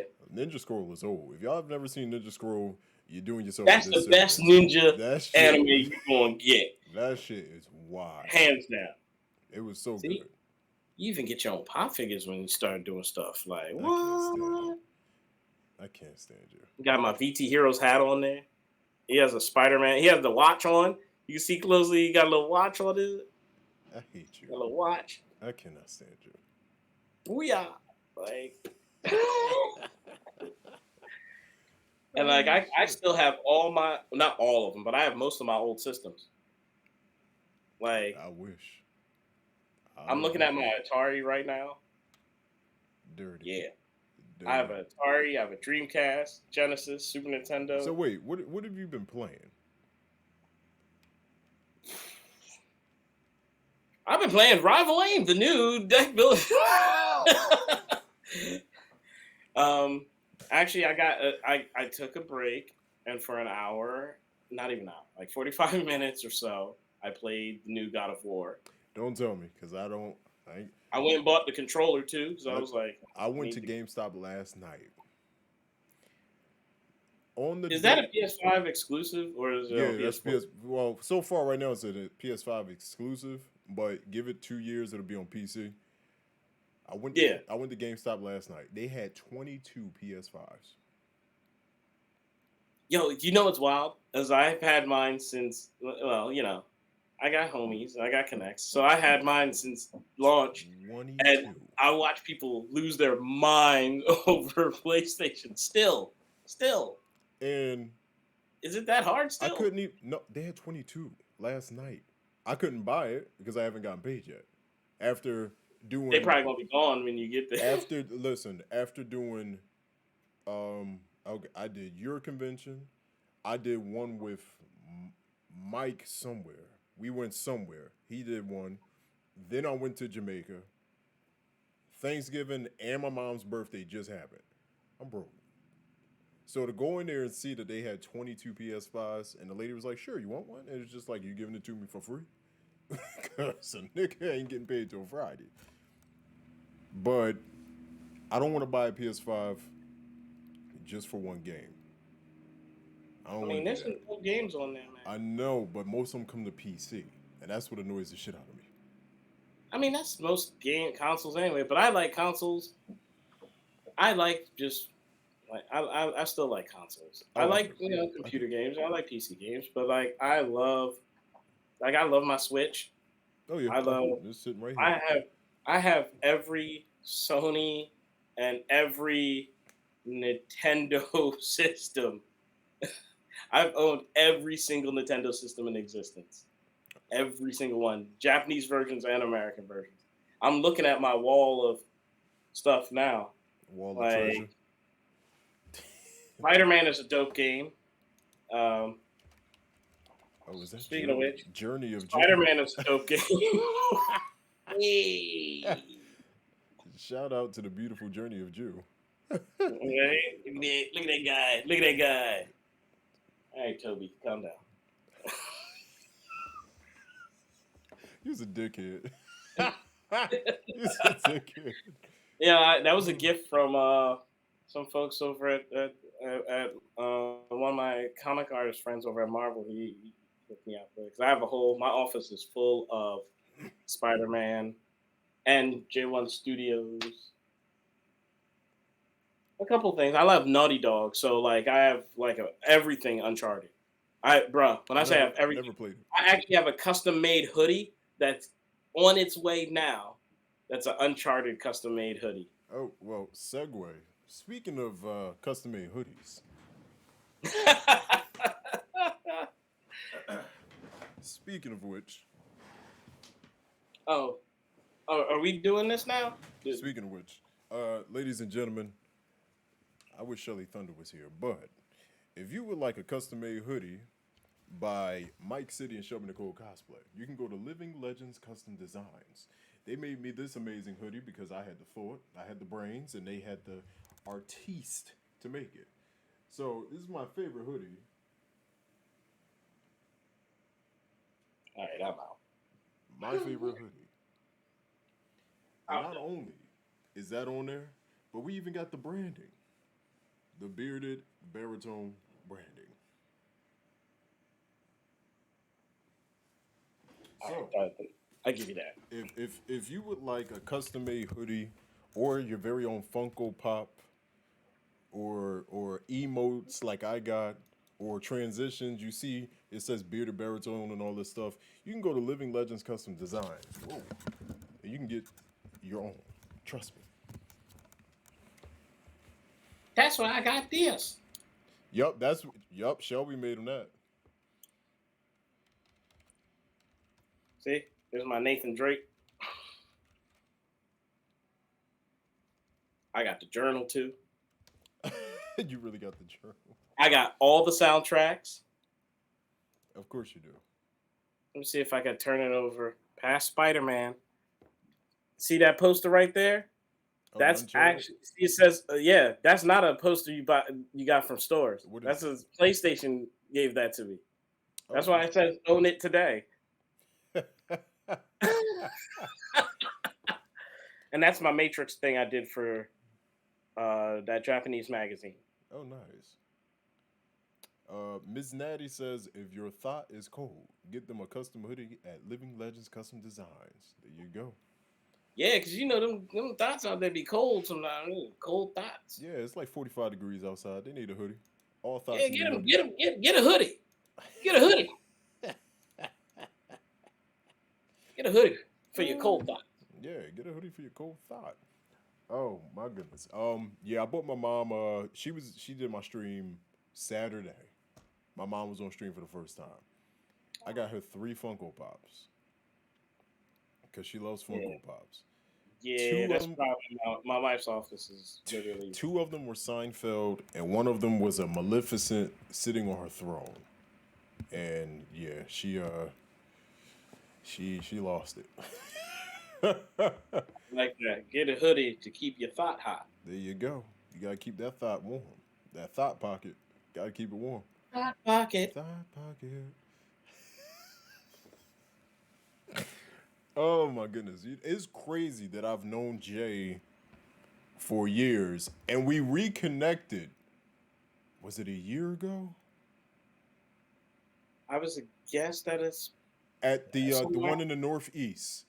Yeah. We reconnected like a year ago. And that's the one Mike City he came down here for. And him and Shelby. And he was just like, you just know everybody. I'm like, you don't understand.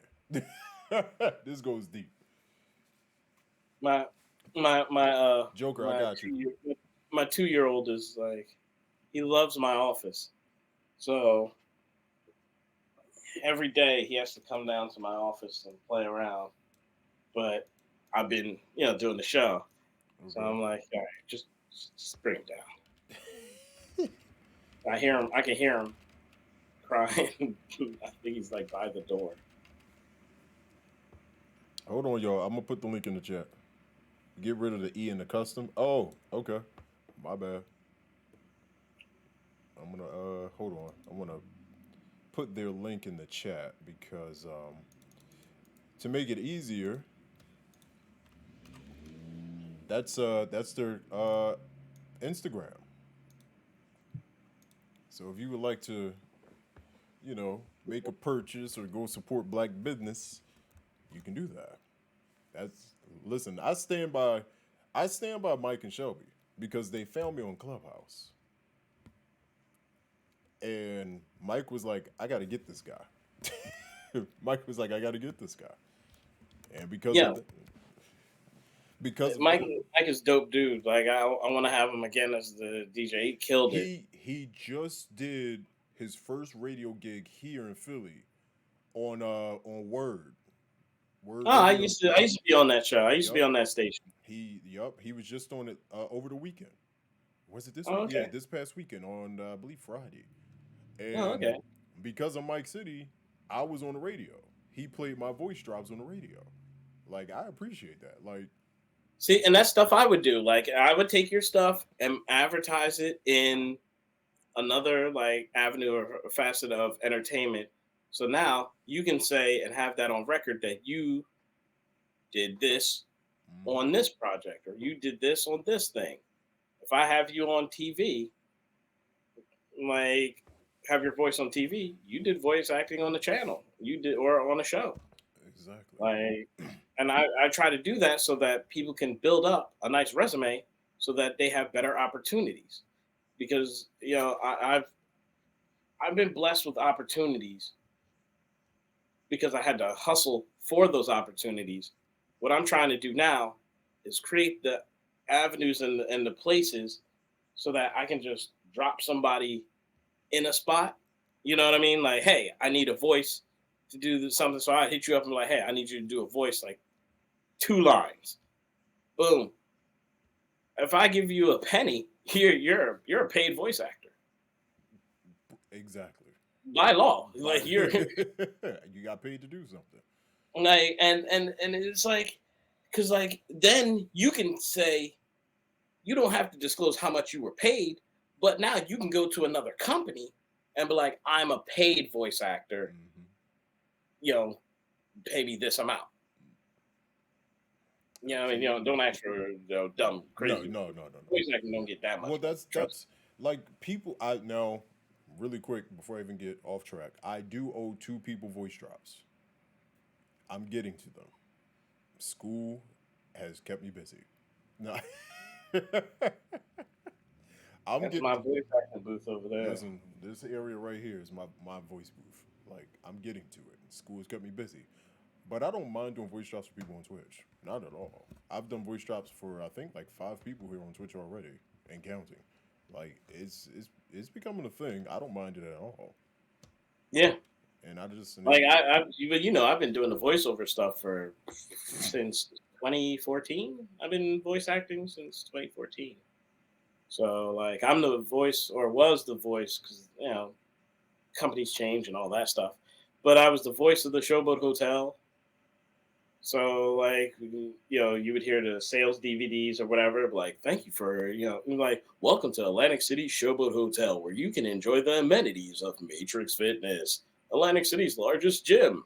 Like all that kind of stuff. mm-hmm. I did a bunch of stuff with like Cartoon Network ads, different commercials for restaurants and bars. Like come on down to Gamble's Big G Cafe where you can enjoy these fun drinks. All that stuff. Um, Even old grizzled warriors. I mean, like in animation, I was a cat in the show that was supposed to go on Adult Swim, and they didn't even give us lines. They were just like, "Yo, you're." They knew us from the radio, from me doing radio, and they were like, "You're funny. Just do your comedy. Just do some bits, and we'll just animate over it." And I was like, "All right."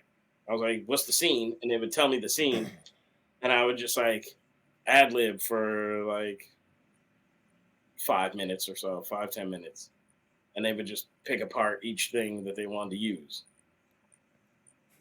All right. And that's how a lot of when it comes to comedians, there's some points where they don't, for like movies and stuff, they'll just be funny in this scene, just ad lib, and then they'll just make up stuff and they'll use the best jokes for the final cut. Makes sense. That's why if you watch a lot of those comedies, especially the romantic comedies that have like stand-up comedians in them, you go back and if you watch like the end credits, they'll show you clips of bloopers and all that stuff. Mm-hmm. Those are the same scenes, just with they didn't use those lines. They chose like line 1 and line 3, but left out line 2. They'll play that in the end credits. Yeah. Nice. Lord. Yeah. He's the hardest working man I know, chat. He truly is. I don't work hard at all. I tell people that shit all the time. I do not work hard. I don't have to. But when it comes to my goals, then I gotta work hard. But Anybody can do anything. You just gotta know what you want to do. You just gotta know what you want to do. Like everybody be hitting me up. Some dude today wanted to pay me like, I'll take the money. Yeah, he was going to pay me like a couple $100 to like draw or design a hoodie or something. And he was like, "Oh, my cousin is a great artist, blah blah blah blah." He showed me his art, and his art was good. But I'm like, "But what's he want to do with it?" Mm-hmm. I've dealt with in the industry when you're working on comics or animation, games, any of this stuff. You're always gonna run into cats who are like, "Yo, I got this idea that's gonna change the industry." The second I hear that, I automatically turn off my brain because, like, usually when somebody says that, it's not the case. I'm talking on the. Come here, John. Come here, Parker. Here. Here's Park. See? Here. Say hi. Hi. Is that? And so his name is Parker. Yeah. How old is he? Yeah.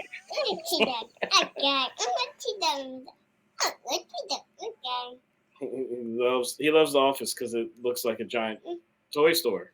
Because there's like Godzilla everywhere, Mario, Spider-Man. Listen, I love me some Godzilla. Yeah, do your Godzilla roar. Can you roar like Godzilla?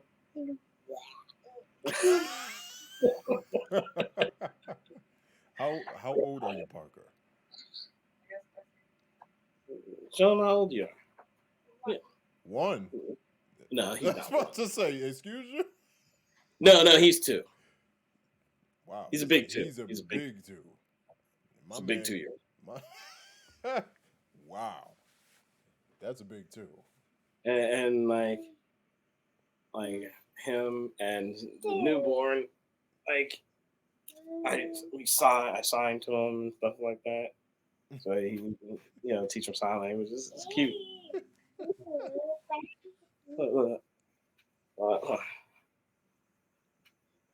You want to say thank you? Oh, he already saw God. Never mind. He's I have like a bunch of giant like Godzillas and figures I got from Japan that like are like are legit quality ones. Yeah. And he plays with them. I'm like, you can play with it, and I'm just like, that's like $300, bro. Like, be careful. You sitting there internally screaming like this. Yo, oh my god! I had to buy him so many of his own like duplicates of stuff because he comes down to my office and wants it, and I'm like, don't touch mine. Go here. A bunch of your own. Here, go. There you go. Knockoff brand. There you go. You can have this. So and then like all the like different supporters and friends and family, they Miles he's about to be he's a month now today. Wow. Miles is a month old today, and Parker is 2.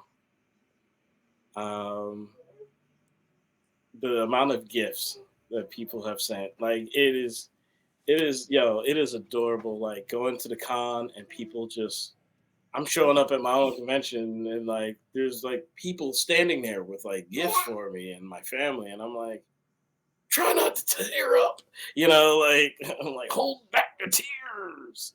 I mean, that's better Like than the day I saw you. You was just walking around with coffee, like running rampant, and it's just like stressed, stressed. And it's so stressed. funny. I was going to ask you how you knew my sister because she had commented a long time ago on a picture we took together that last summer. Oh Sal. yeah, yeah. hmm And it's so She funny how, lived around the street, around the corner from me. see what I'm saying? It's so funny how it's like I've known her for years because I lived on South Street. I lived off of South Street, what, almost 15 years. Like I've been there almost 15 years. it's so funny how everything just keeps, for some reason, me and you always end up coming back to one another. Don't touch that. It's a Like dirty years thing. years go by and we end up coming right back. It's either I know somebody that you know a family member of mine, and it's so funny how that works. Yeah, I didn't expect to run into you that time in Super Game Day. I was like, "What?" You came up to me. I was like, "Wait, what are you doing here?" Not that I did. I wasn't happy to see you. I was just like very confused. Like, Yeah, yeah, that's why I was like, Mike was like, you know him, yeah. You know, yeah, listen, Philly is big, but it's small. So you run into a lot of the people, same people, more and yeah, more than people know. yes. He's looking at the J1 He knows all the J1 characters, and Of course he does. careful with it. Of course he He does. learned his colors from VT Heroes. That's pretty cool. We have a lot of That's merch cool. around the house, like the shower curtain. We have a VT Hero shower curtain, so he would see the Lord, shower curtain, not a shower. and he learned his colors. I was like, "Which one's the red one?" He was like, "Point to VT Red." He learned, and then he watches Power Rangers because he thinks it's VT Heroes. Listen, I don't even want to bring up Power Rangers after what happened. Yeah, listen, I haven't posted on the VT Heroes page since I posted a picture of Jason, and like I couldn't even come up with anything like No, to say. I just because that said was R.I.P. that was 40F. completely blindsided. Yeah, yeah. That was between that one and Kevin Conroy And fucked me Kevin up. Conroy, I was Kevin just Conroy like, fucked me up. this, this summer, this year has been a really tough year for me because outside of them two, I had two other industry people that I either looked up to or were fans of that passed away.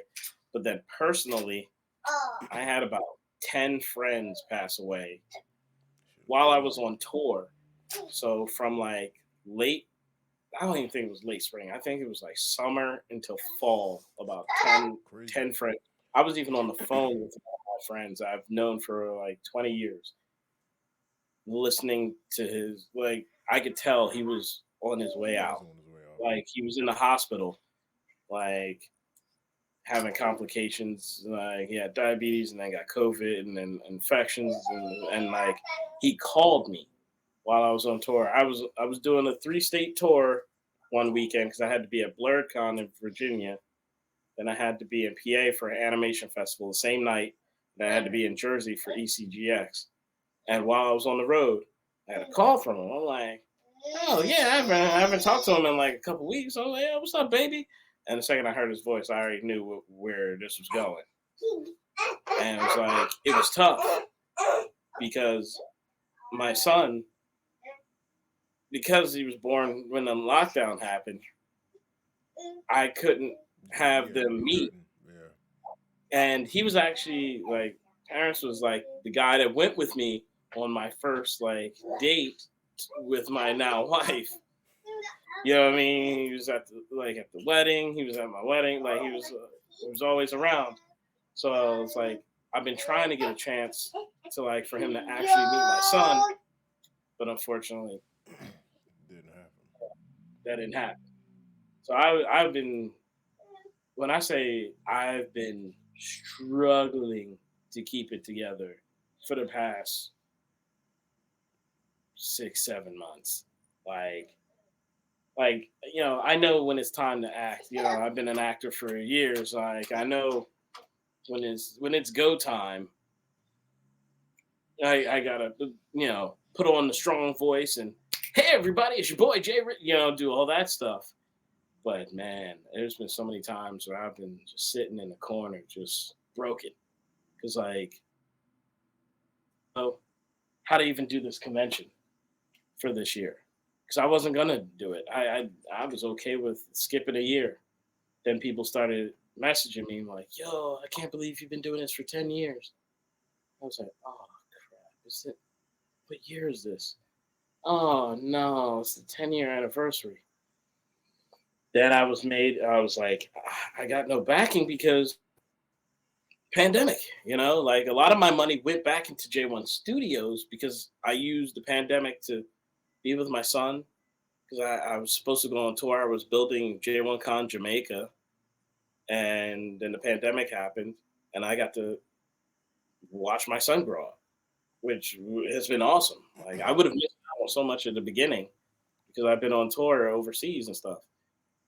Like now I got to, watch him grow every single day. I get to see him. You know what I mean? Like I watch him go from this little tiny thing to like this little dude that like right now playing with all of my Leonardos. He's just awesome. Yeah.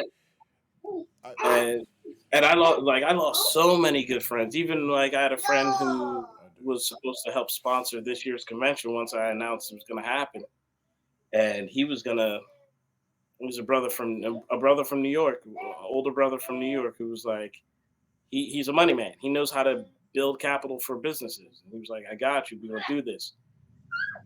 I messaged him, and that Saturday, I found out he passed away. He had a heart attack at a convention. So I'm like, how many more people are gonna drop? And then next, every day, every single day, bro, like. At least once a week, there was someone I was close to that passed away, and I was just like, I can't take any more of this, and I'm still struggling to try and figure out ways to make this convention happen. And then they hit me even harder because they were like, we just found out that it's the longest running Black-owned anime convention in the country. I'm like, on top of the 10th anniversary, I have to do this. And now I have $0 to make this thing happen. So then I literally, when I say my Jamaica hustle took over, man, I was on tours. I was doing side gigs, like doing as many voice gigs, doing as much art, doing like whatever I could to hustle up, making weird, like just deals with people like, hey, I can get you this guy. Like I was literally being everybody's middleman to get a little bit of chump change to put towards the convention. Because I couldn't even do the savings this year because now I have kids, and before it was me and my wife, and it was easier then. I let's just say I wasn't hurting for cash. I wasn't like private jetting it anywhere, but I was like, I still could afford to do and take the risk that even though it was a dangerous risk, it was still a risk I could take. Kind of stupid sometimes, but but this year I knew I definitely couldn't. I have a 2-year-old, a new house, like a wife that's pregnant and that's about to have a kid any day. Like I can't do this. I can't risk my family's well-being. I don't blame you. And in 1 month, and I needed to come up with the money in a month because he was going to set up the meeting with me so that he could put me in the right, directions with the right people so I wouldn't have to stress about making this money. And the second I messaged him, I went to his place in New York, had lavish meal. Lavish rub, had his own private chef come in, make lamb. bean, green, tomatoes. Like, he was doing the thing, and like he saw VT Heroes. He was like, you got what it takes to be the next like Black Stan Lee. He was like, you got it. Like everything you touch is dope. He was like, you come up with these dope comics, these dope games. You work on these dope movies, these TV shows, these this, that. He was like, you just need to be seen by the right people. And he was like, I'm gonna make this happen for you.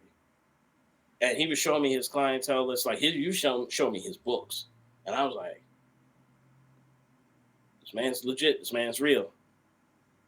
And like I said, and we became like friends. Like I would message him and like he had an investment show, and I would watch it, and like it was inspirational, seeing an older brother that was in this industry that wasn't like the stereotypical stuff. You know what I mean? His was finances, and it was like I worked in corporate finance.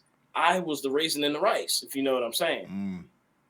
Like, so seeing this and I messaged him that Friday.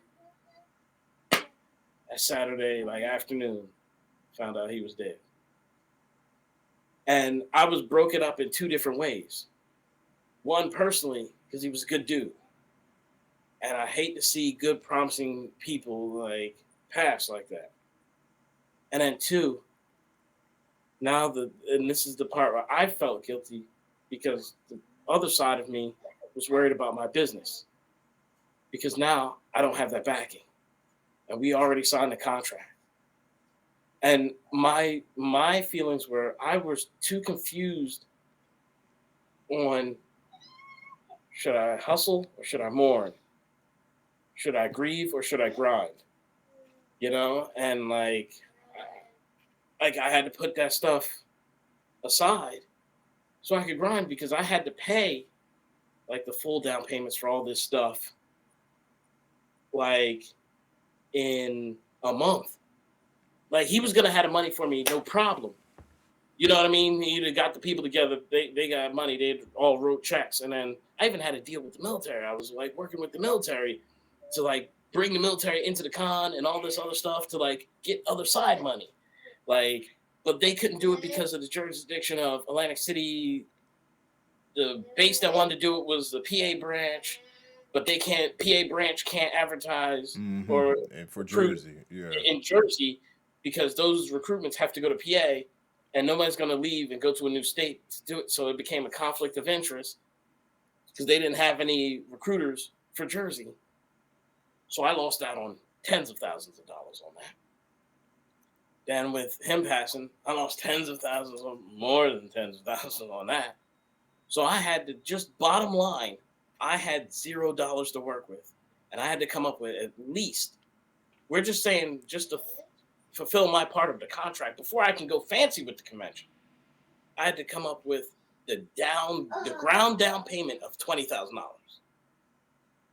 I had 1 month to come up with $20,000, and I'm like, how? So I was going to bars, selling copies of VT Heroes like crazy. Like I would literally set up almost like a little mini booth. I was like selling it like it was drugs. You know what I mean? Like I would go places and be like, yo, here, I got you a copy of this game. Yo, check out this video. Look at these commercials. Look at this. Like I'm that type of on the street hustle type of dude. The type that you don't see nowadays. Like I didn't give up. I just knew I had to work like, let's be 100. Like, who can say I can make 20 grand in a month from nothing? And I'm not talking about, from my job, I'm getting this paycheck. That don't mean that does not count. And I had to sit there and hustle, make all the deals. Like I'll do voice work for this person. I'll do this for this person to connect this person. You know what I mean? Oh, you need an audio engineer? I got a guy. He's an audio engineer. I'll hook you up with him. If I hook you up with him, throw me like a couple $100 and then blah, blah, blah. And I'll connect you with this person and that person with this person. So I'm literally being everybody's agent in the industry for like 3 weeks straight. while all my friends are dropping dead. And I'm still worried about, like, I'm gonna have a kid during the convention. Like, I don't want to abandon my child. Like, how I don't want to abandon my wife, like, in that situation. You know what I mean? If it was just her, I'm like, all right, peace, deuces. Like, she knows how it works. Like, I've had to go to Jamaica to make deals and, like, for businesses and stuff. But I couldn't do that this time. Hmm?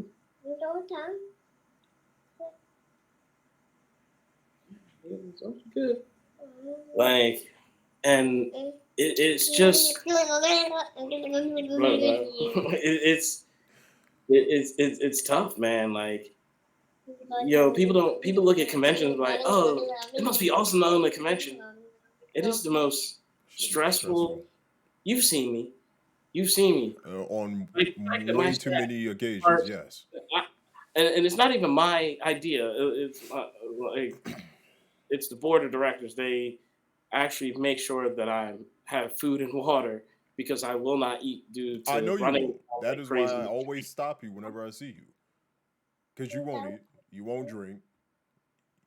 The business is here. It's Yeah, just business. once it's go time, I don't know how to stop, and it becomes stressful, and I get sick. You do. Like I like.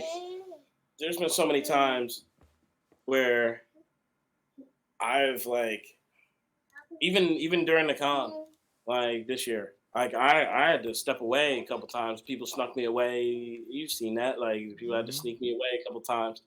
So Mm-hmm. I was like falling apart. Like I was like upset. I was crying. I was like because this year means so much because there's a lot of important eyes that I can't say who exactly. We'll talk about this Yeah, off the we'll, side, we'll we'll talk about that later. but there was like major big money eyes that wanted to see what I can do with this convention, and people don't realize like this whole thing is I love this industry so much that I know there's only two places that I see myself dying at the art table while I'm working on a new comic or game or Right. on the convention floor. Yeah, I was like, about to say at the like convention. that's those are the places I'm gonna probably die. Like, and I love this. I love this industry. I love how this industry has changed. Now, I'm not saying I'm trying to be woke because I can't stand that whole do it for doing its sakes. All the performances on social media. I think it's Mm-hmm. stupid.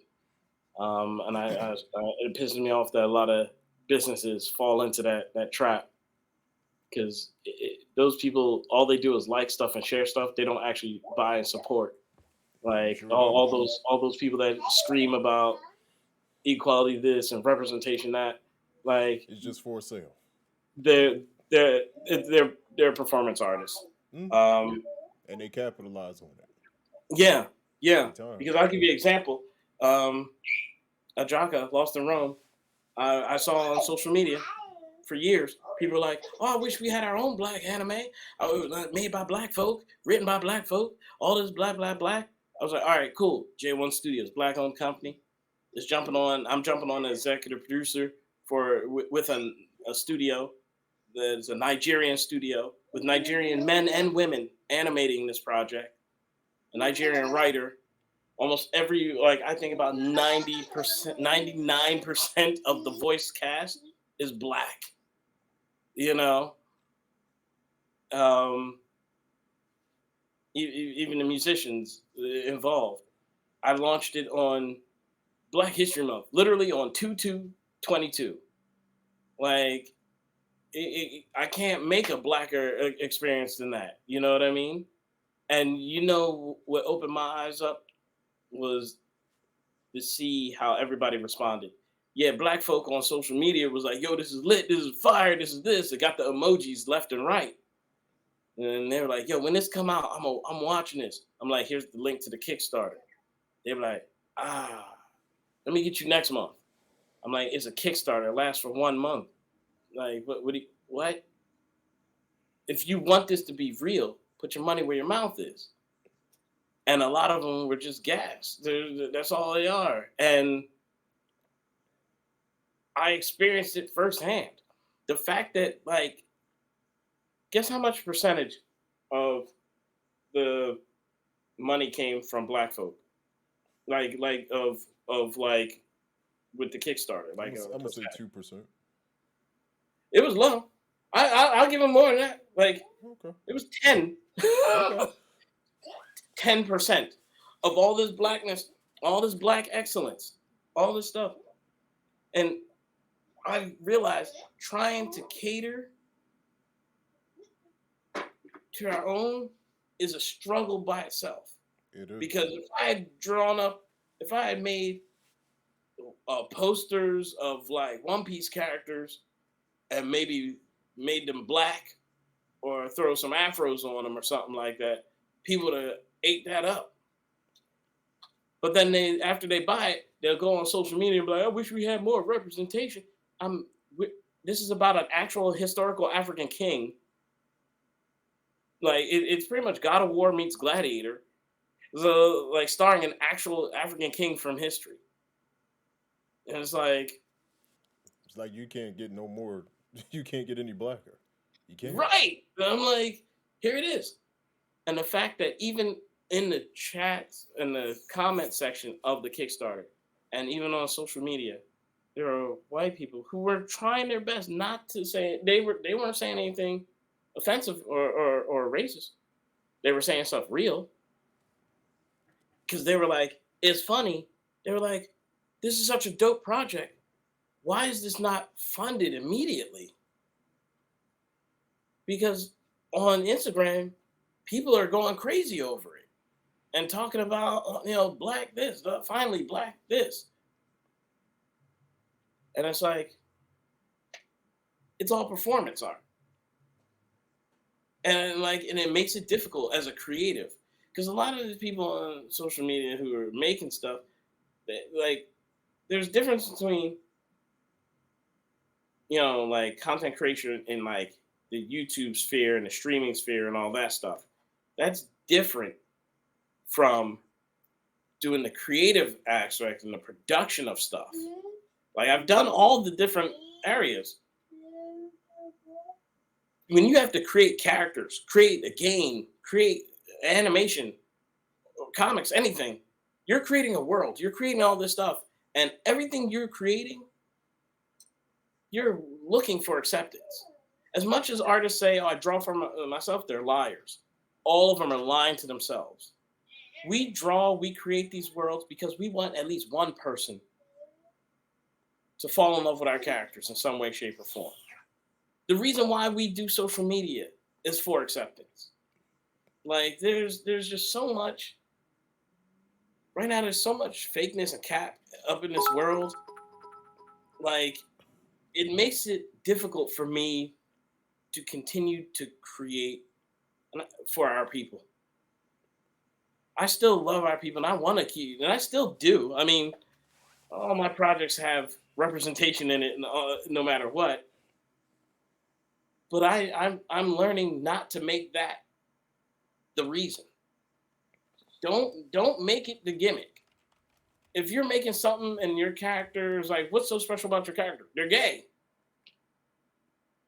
That's not, you didn't create a character. You know what I mean? You didn't create a character. You created a marketing gimmick. Speak on it. And it's because of Marvel and DC, all of them, they're making all these characters. I'm seeing it in all the industries. Everybody's making these characters. Before, here's how I say character development doesn't exist anymore. Outside of what they are, do you know the personalities of these newer characters? We could look at Batman and we could be like, we know if we put him in this situation, all of us would come to a general consensus on how he would act and how he would behave in that scenario. These characters, their identity is their gimmick, is their storyline. Make a character. This is why I love anime. Anime been Whoa, long before anybody. And as violent and as crazy as Ninja Scroll is, Ninja Scroll been on top of that before all y'all have been even been Mm-hmm. trying to put like gay characters Wait. in there. Benny Soto. Listen, Benny listen. Soto.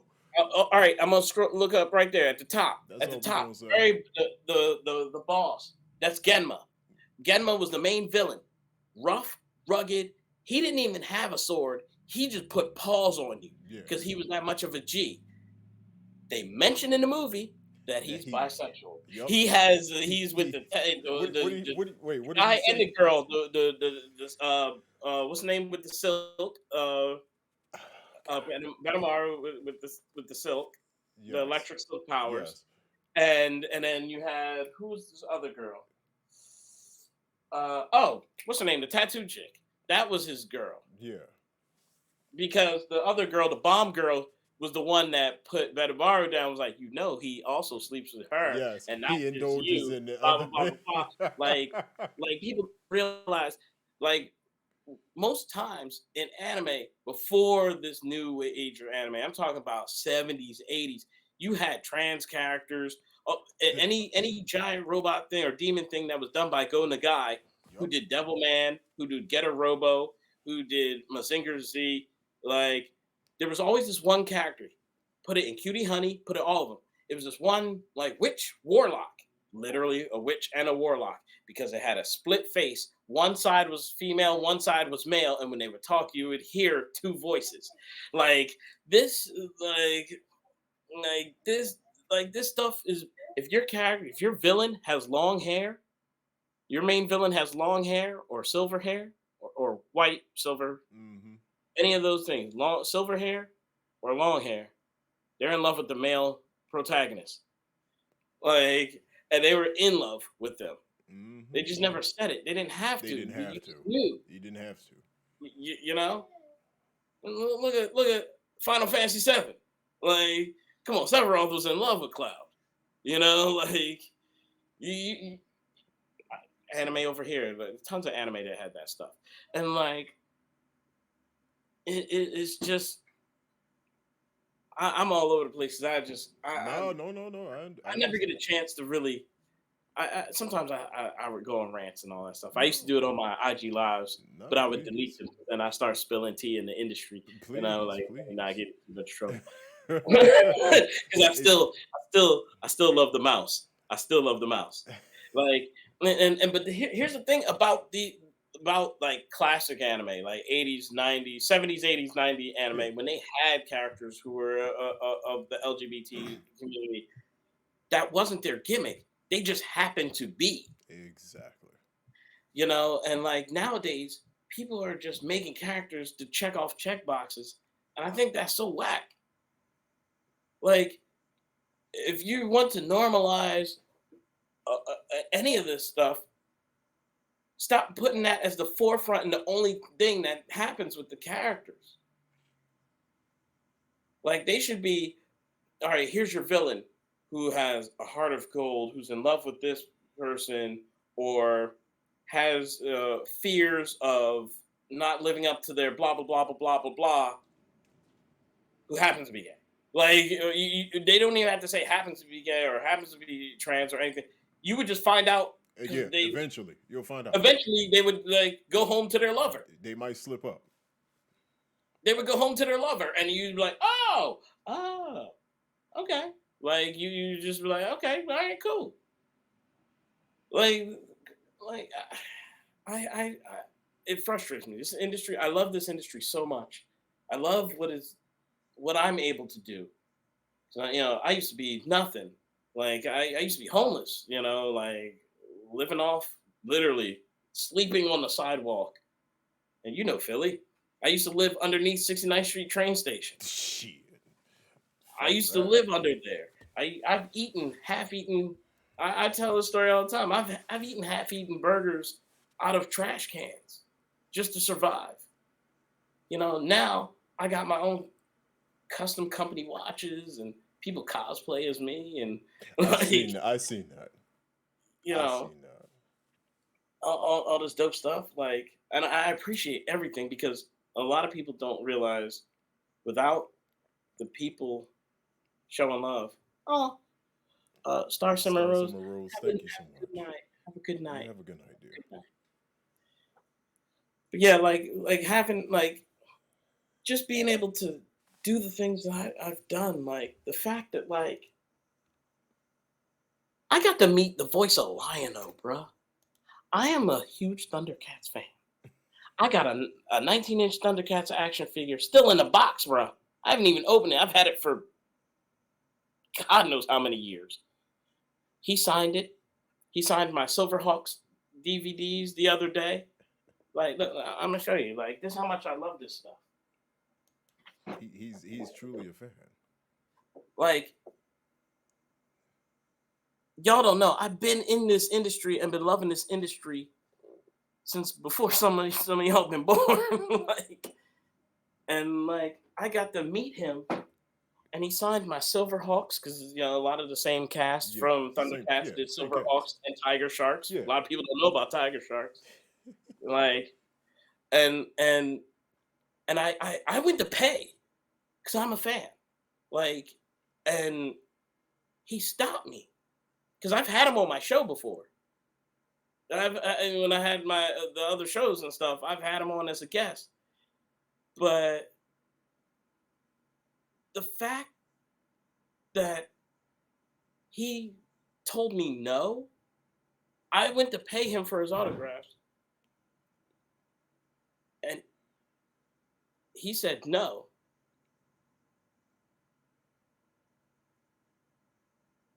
And I was like, what? He was like, you're industry, bro. He was like, you're just like me. Welcome to the industry. When my heroes see me as an equal, like I did a panel, I do the Spider-Man thing. I did a panel for an online Comic-Con, and it was me, Jim Salicrup, who was the editor of Marvel, and Todd McFarlane.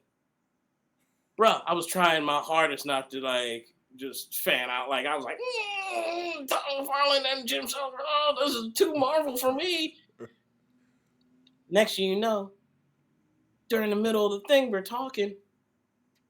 Todd McFarlane was like, yeah, Jay, you know how the industry is with deadlines on comics and all that stuff. And because he saw my art, one of my art pieces I did for Spider-Man 2. But he knew I was I worked on comics. So he didn't even talk to me like, well, let me explain to you how deadlines work. He literally was like, Jay, you know how deadlines are when we got to pump out these comics. I was like, yes, I do. But inside, I was like, like, you know what I mean? So I went from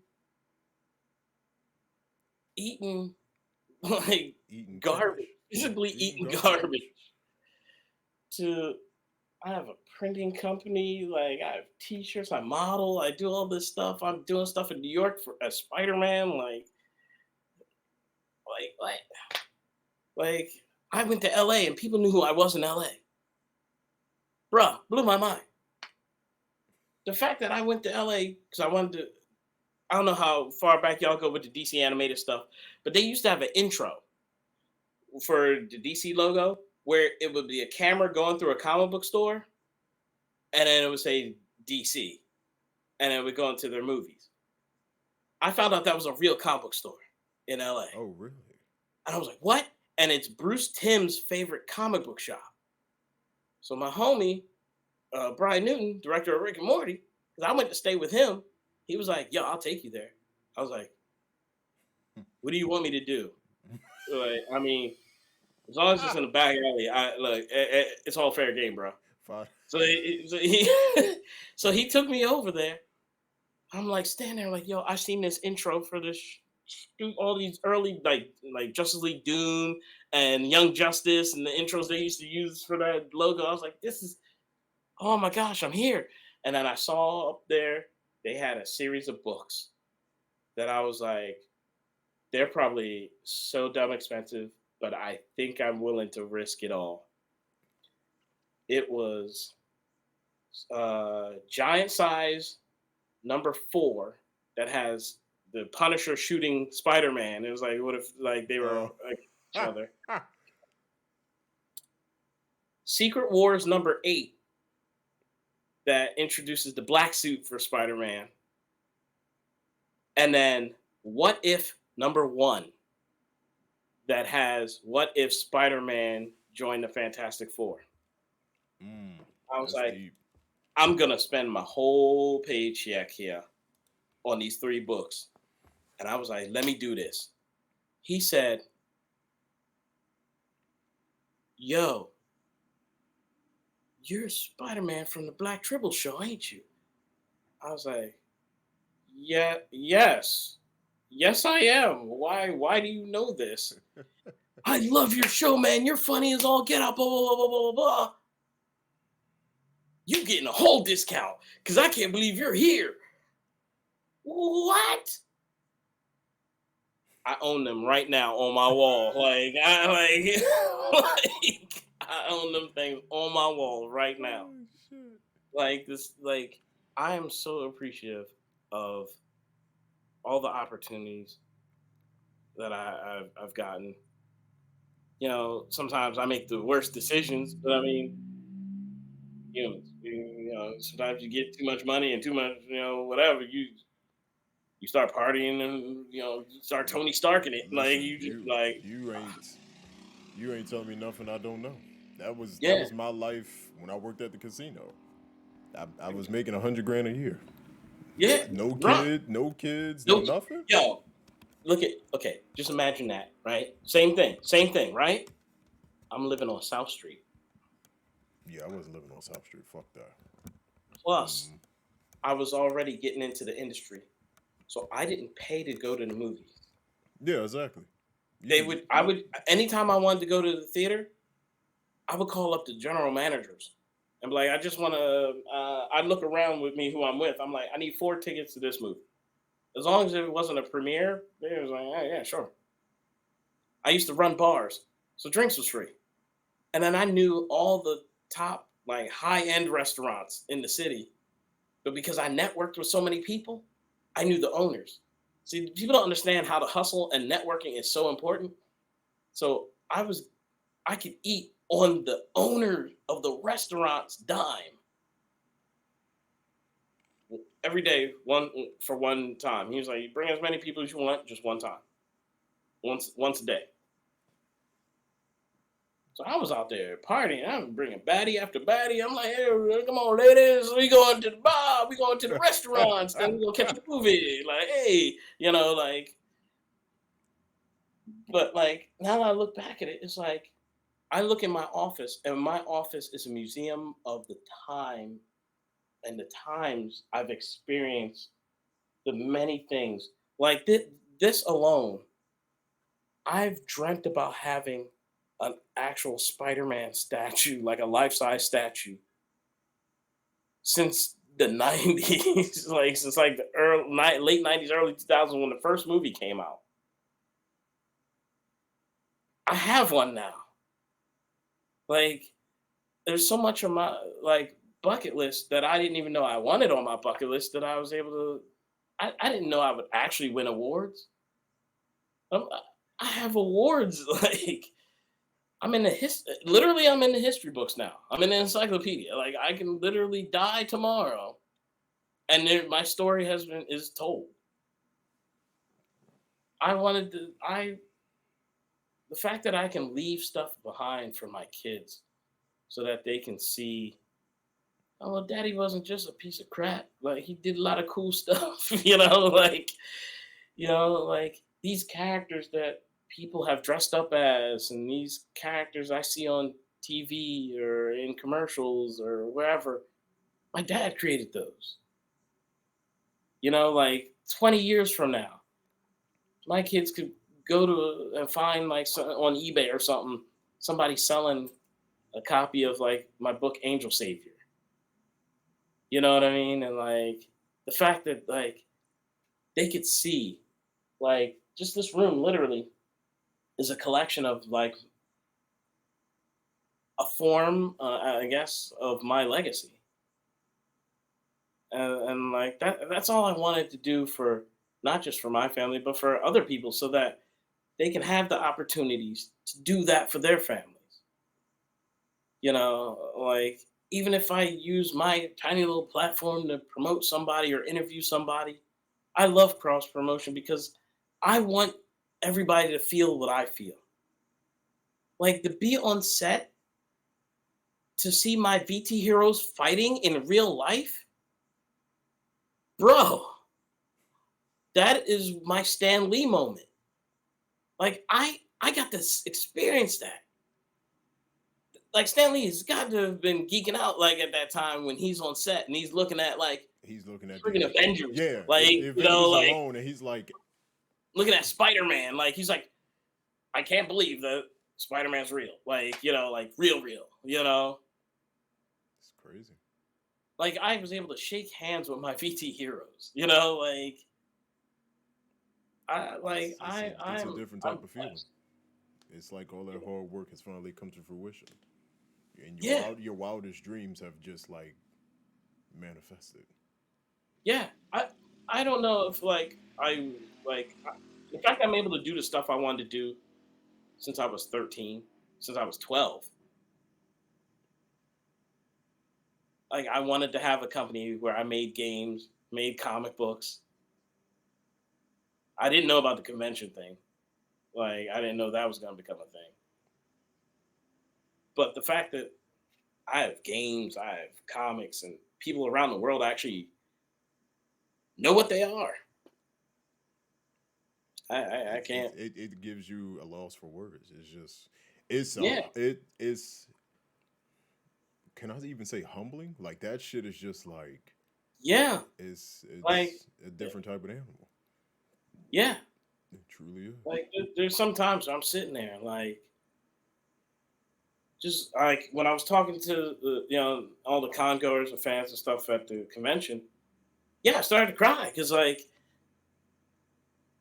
I didn't even when I was making the small events around the city, I never thought I'd be here celebrating my 10-year anniversary of owning a Comic Con.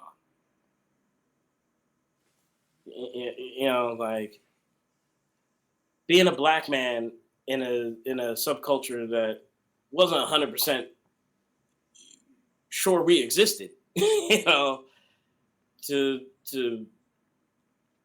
have certain accolades that like no one can take from me. You know, like the fact that just a few days ago I interviewed Chadwick Boseman's brother.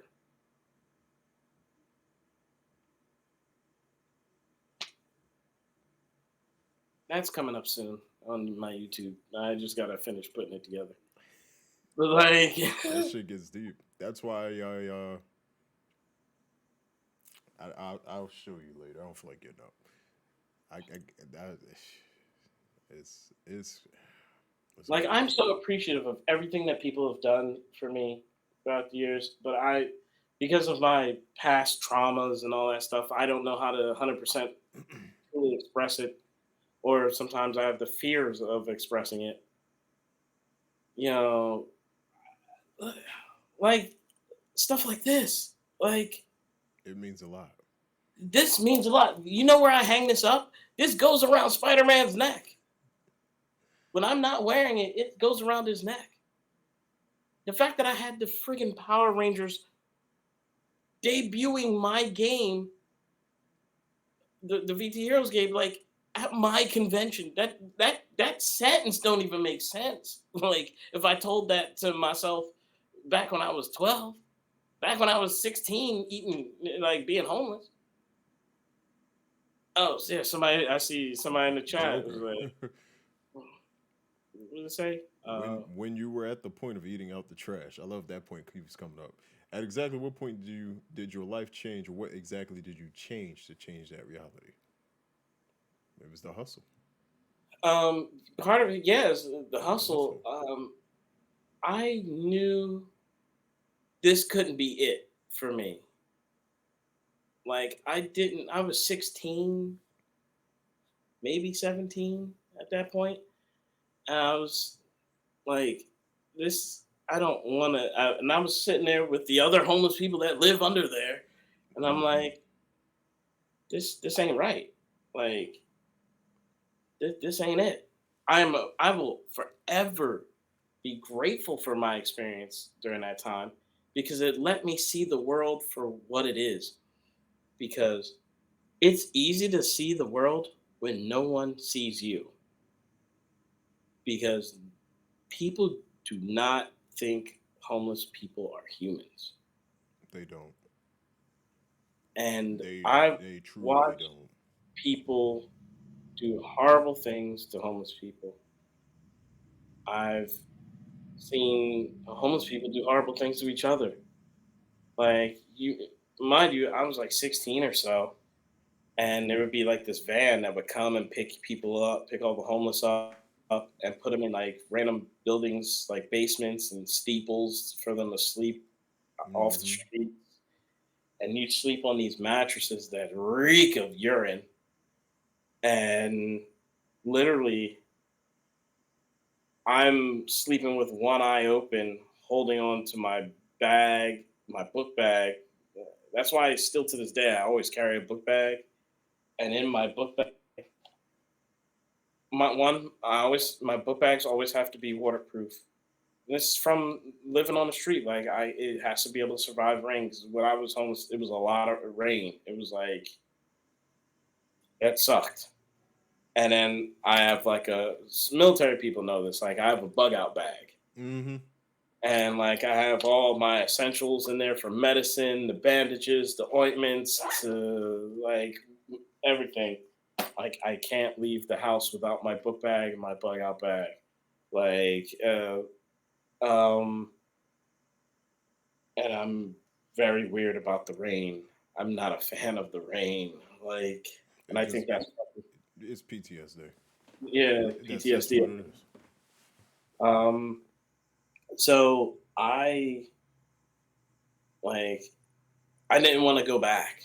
I just didn't want to go back to that because once I started sleeping in on mattresses, no, there's no covers on them, just dirty old mattresses. That's all, the government assistance they would get.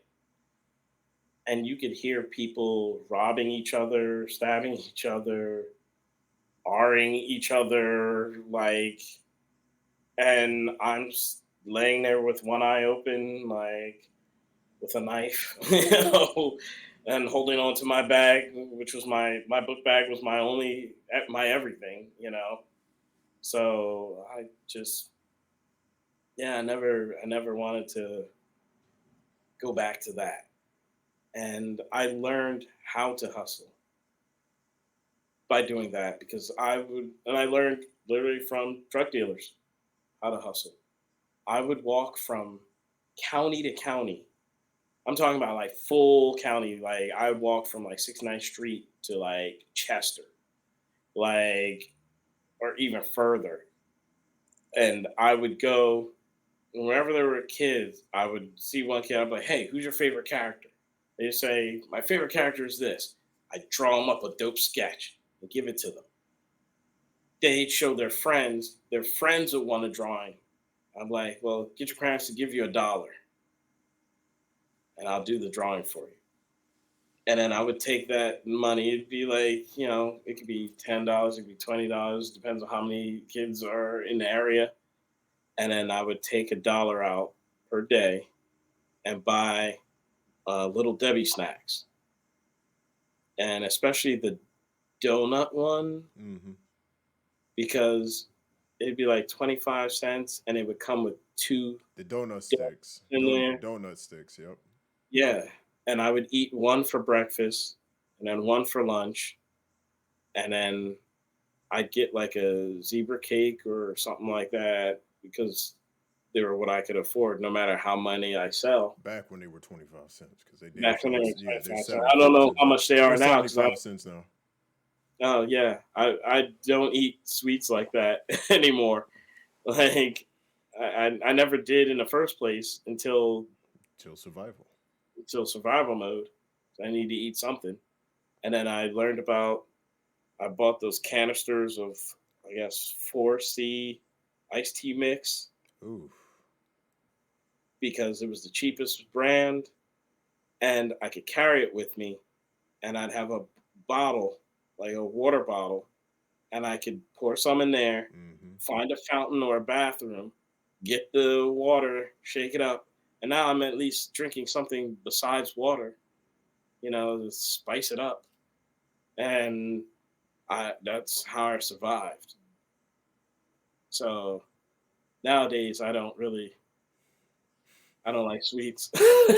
People are always like, "Hey, you want a cake or candy?" I'm like, "No, No, no. I'm fine." Oh my gosh. Oh So man. like, and I built myself up, and then reunited with my family.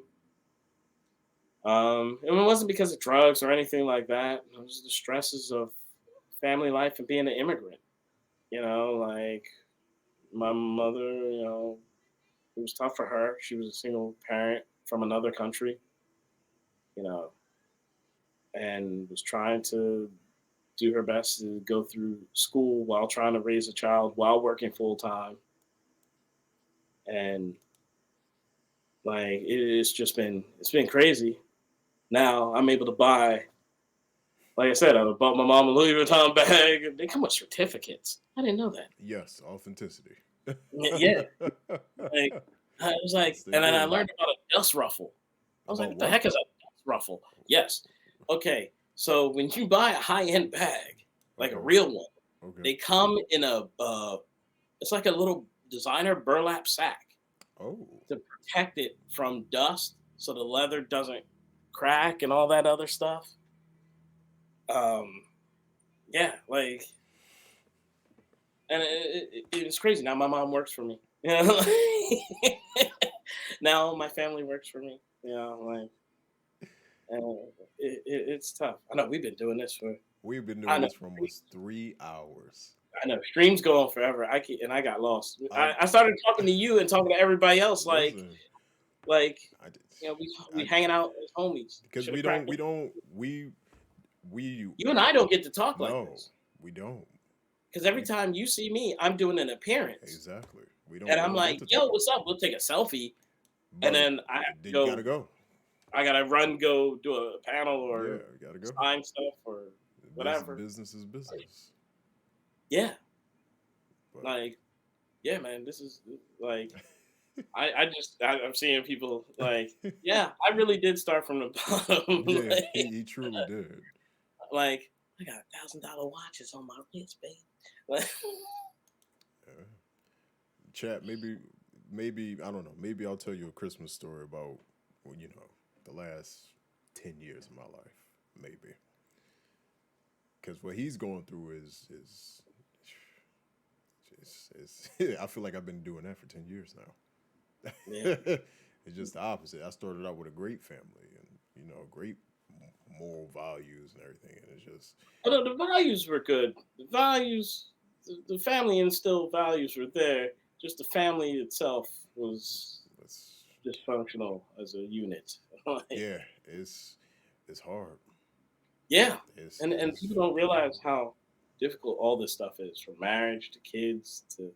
You don't know until you have them yourself, and then you realize, wow, you don't know what you're doing. You just gotta like struggle through and hope for the best, and you just do. know that I couldn't. The way I treat my businesses is the way I treat. I think everything. I never try to give up on anything. So everything is worth fighting for because you never know what it might lead to. And like nowadays, everybody's so quick to end stuff and remove stuff and cancel things and all that stuff because it didn't go perfectly the way I envisioned this perfect world to be. And I'm like, that's the world.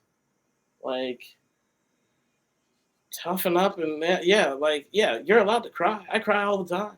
Like just at the convention, I cried so many times. Like even having like I had one of my artists from J1 Studios, Kate. She passed away during the pandemic. She was battling cancer. She was one of our artists. I brought her onto J1 Studios, and then she got to at least see people all around the world drawing her characters and stuff. That's why for this year, I put her character at the top of the shirt, and the mascot for the company is right here at the bottom in the middle. But I put hers at the top just for situations like this, so that no matter what, you'd always see her work. Like, yeah, that's just how I am, like, God rest her soul. yeah. And it was tough, man, because I'm used to seeing her around all the time. And, like, we used to help take care of her because, like, she had to come to PA for, like, chemotherapy and all the surgeries and stuff. And, like, I'd have her stay at our place, Like, her and her family would stay at our place. And then, It's crazy how things have turned. yeah, it's wild. Yeah, but on a good note, a positive, happier note. I mean, we I don't even know if we scratched the surface, but Please. we Oh gosh, we sit here for hours. I sit here, so I would do the IG lives, and I would just vent like you wouldn't believe, cry, moan, vent, cuss people out. Oh, Then delete it immediately. oh man, Jay, Chet, we've been here almost 3 hours. Yeah, we gotta get out of here. Yes, I wasn't even expecting this shit. This is the same shit that happened between me and oh my god, the man who created Cuba. His name always freaking escapes me. Oh yeah, I met him. I was a guest at a con he was at. I interviewed him.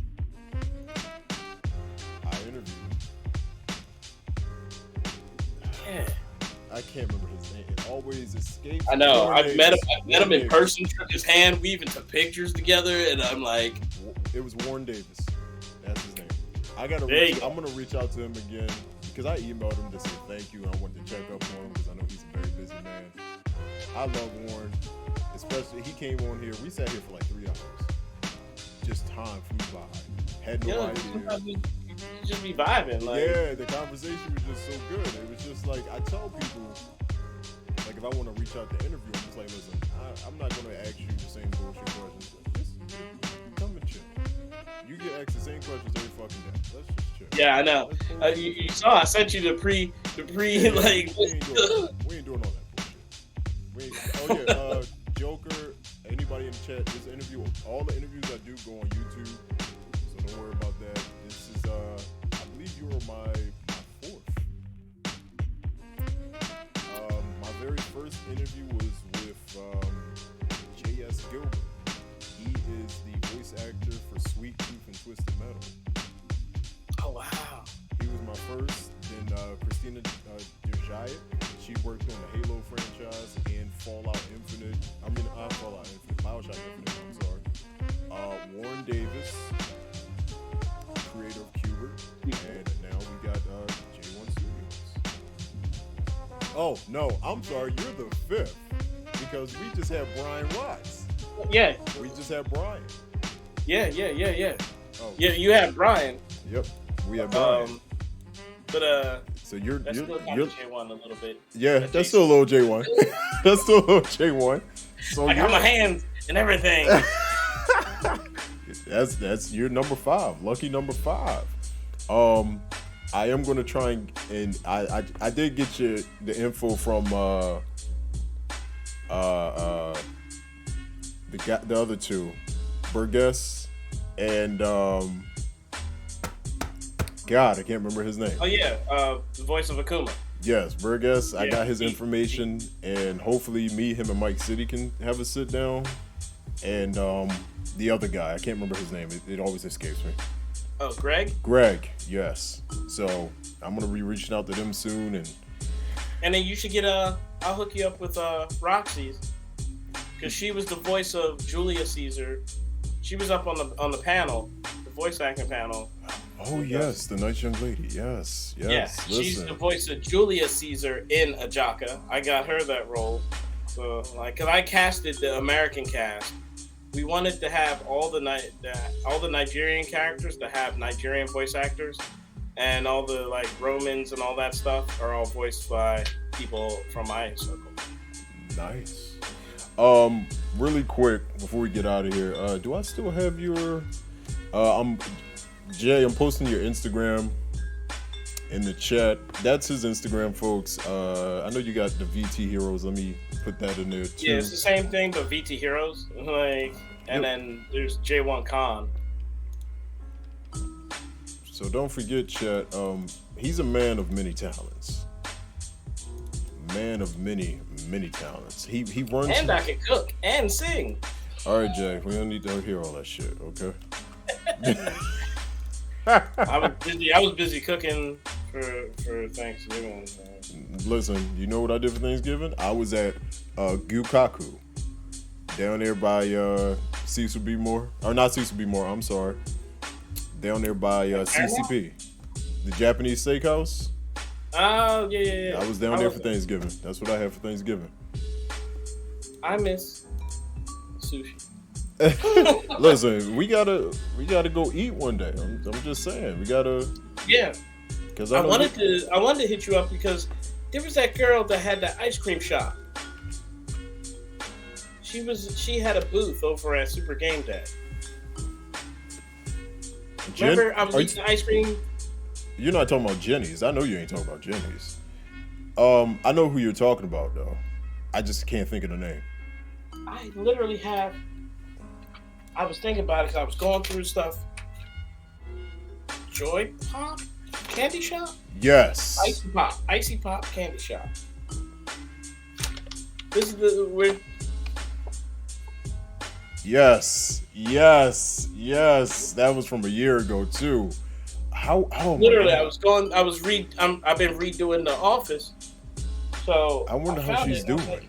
I want to interview her so that I can put it on my YouTube channel and stuff and on like all my socials so that it could link back to her so she could get, more and more business. I hope she's still doing business. I do. I really hope. Definitely got to reach out to her. Yeah. I forgot her name. Dr. Dady Priest, I appreciate you for being here. Dr. Dady Priest is an amazing streamer. She's a wonderful woman. I did her stream before as well. Hopefully I can come back. We didn't get to finish, everything we was talking about, but things happen. I'll be back. Yeah. I got to get on this Twitch business. Okay. I ain't got time. Yeah, I know you ain't got time. Listen, I'm blessed that I'm able to fit it in. I go to work. I was in class before I came here. I got school. I do this for 2 hours a night, then I go to bed. I try to do as many voice drops as I can. I reach out to developers, the whole 9 yards. If you need me, let me know. Yeah. I even did a thing with Elgato. I literally made a video calling Elgato the fuck out because they just released a microphone for like voice acting stuff, and I just bought this one. So I had to call them out. Listen, I do believe that your microphone deserves my voice. Point blank period. Straight like that.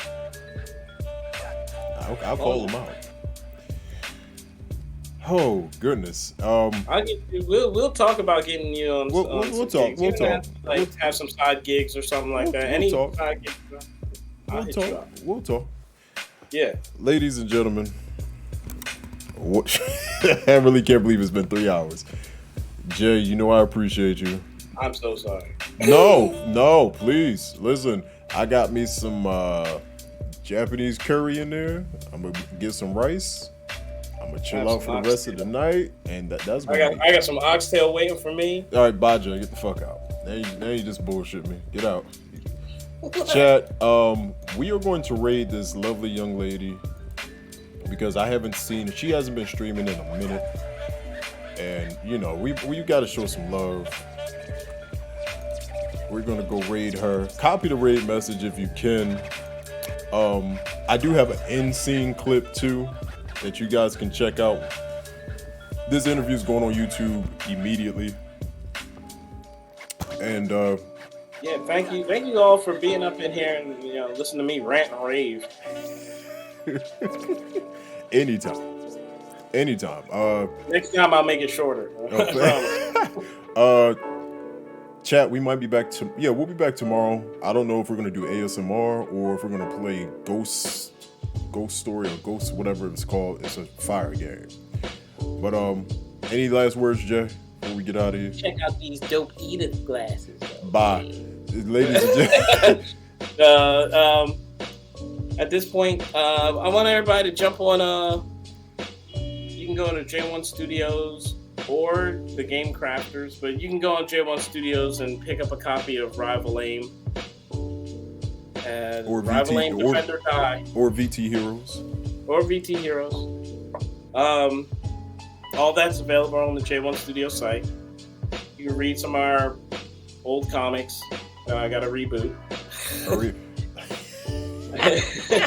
And we do news and reviews. We do news and reviews almost daily. So jump on that as well. Just go to j1studios.com and then check out our stuff on the socials. I had to restart it. All right. Well, ladies and gentlemen, take care, and I will see you on the next stream.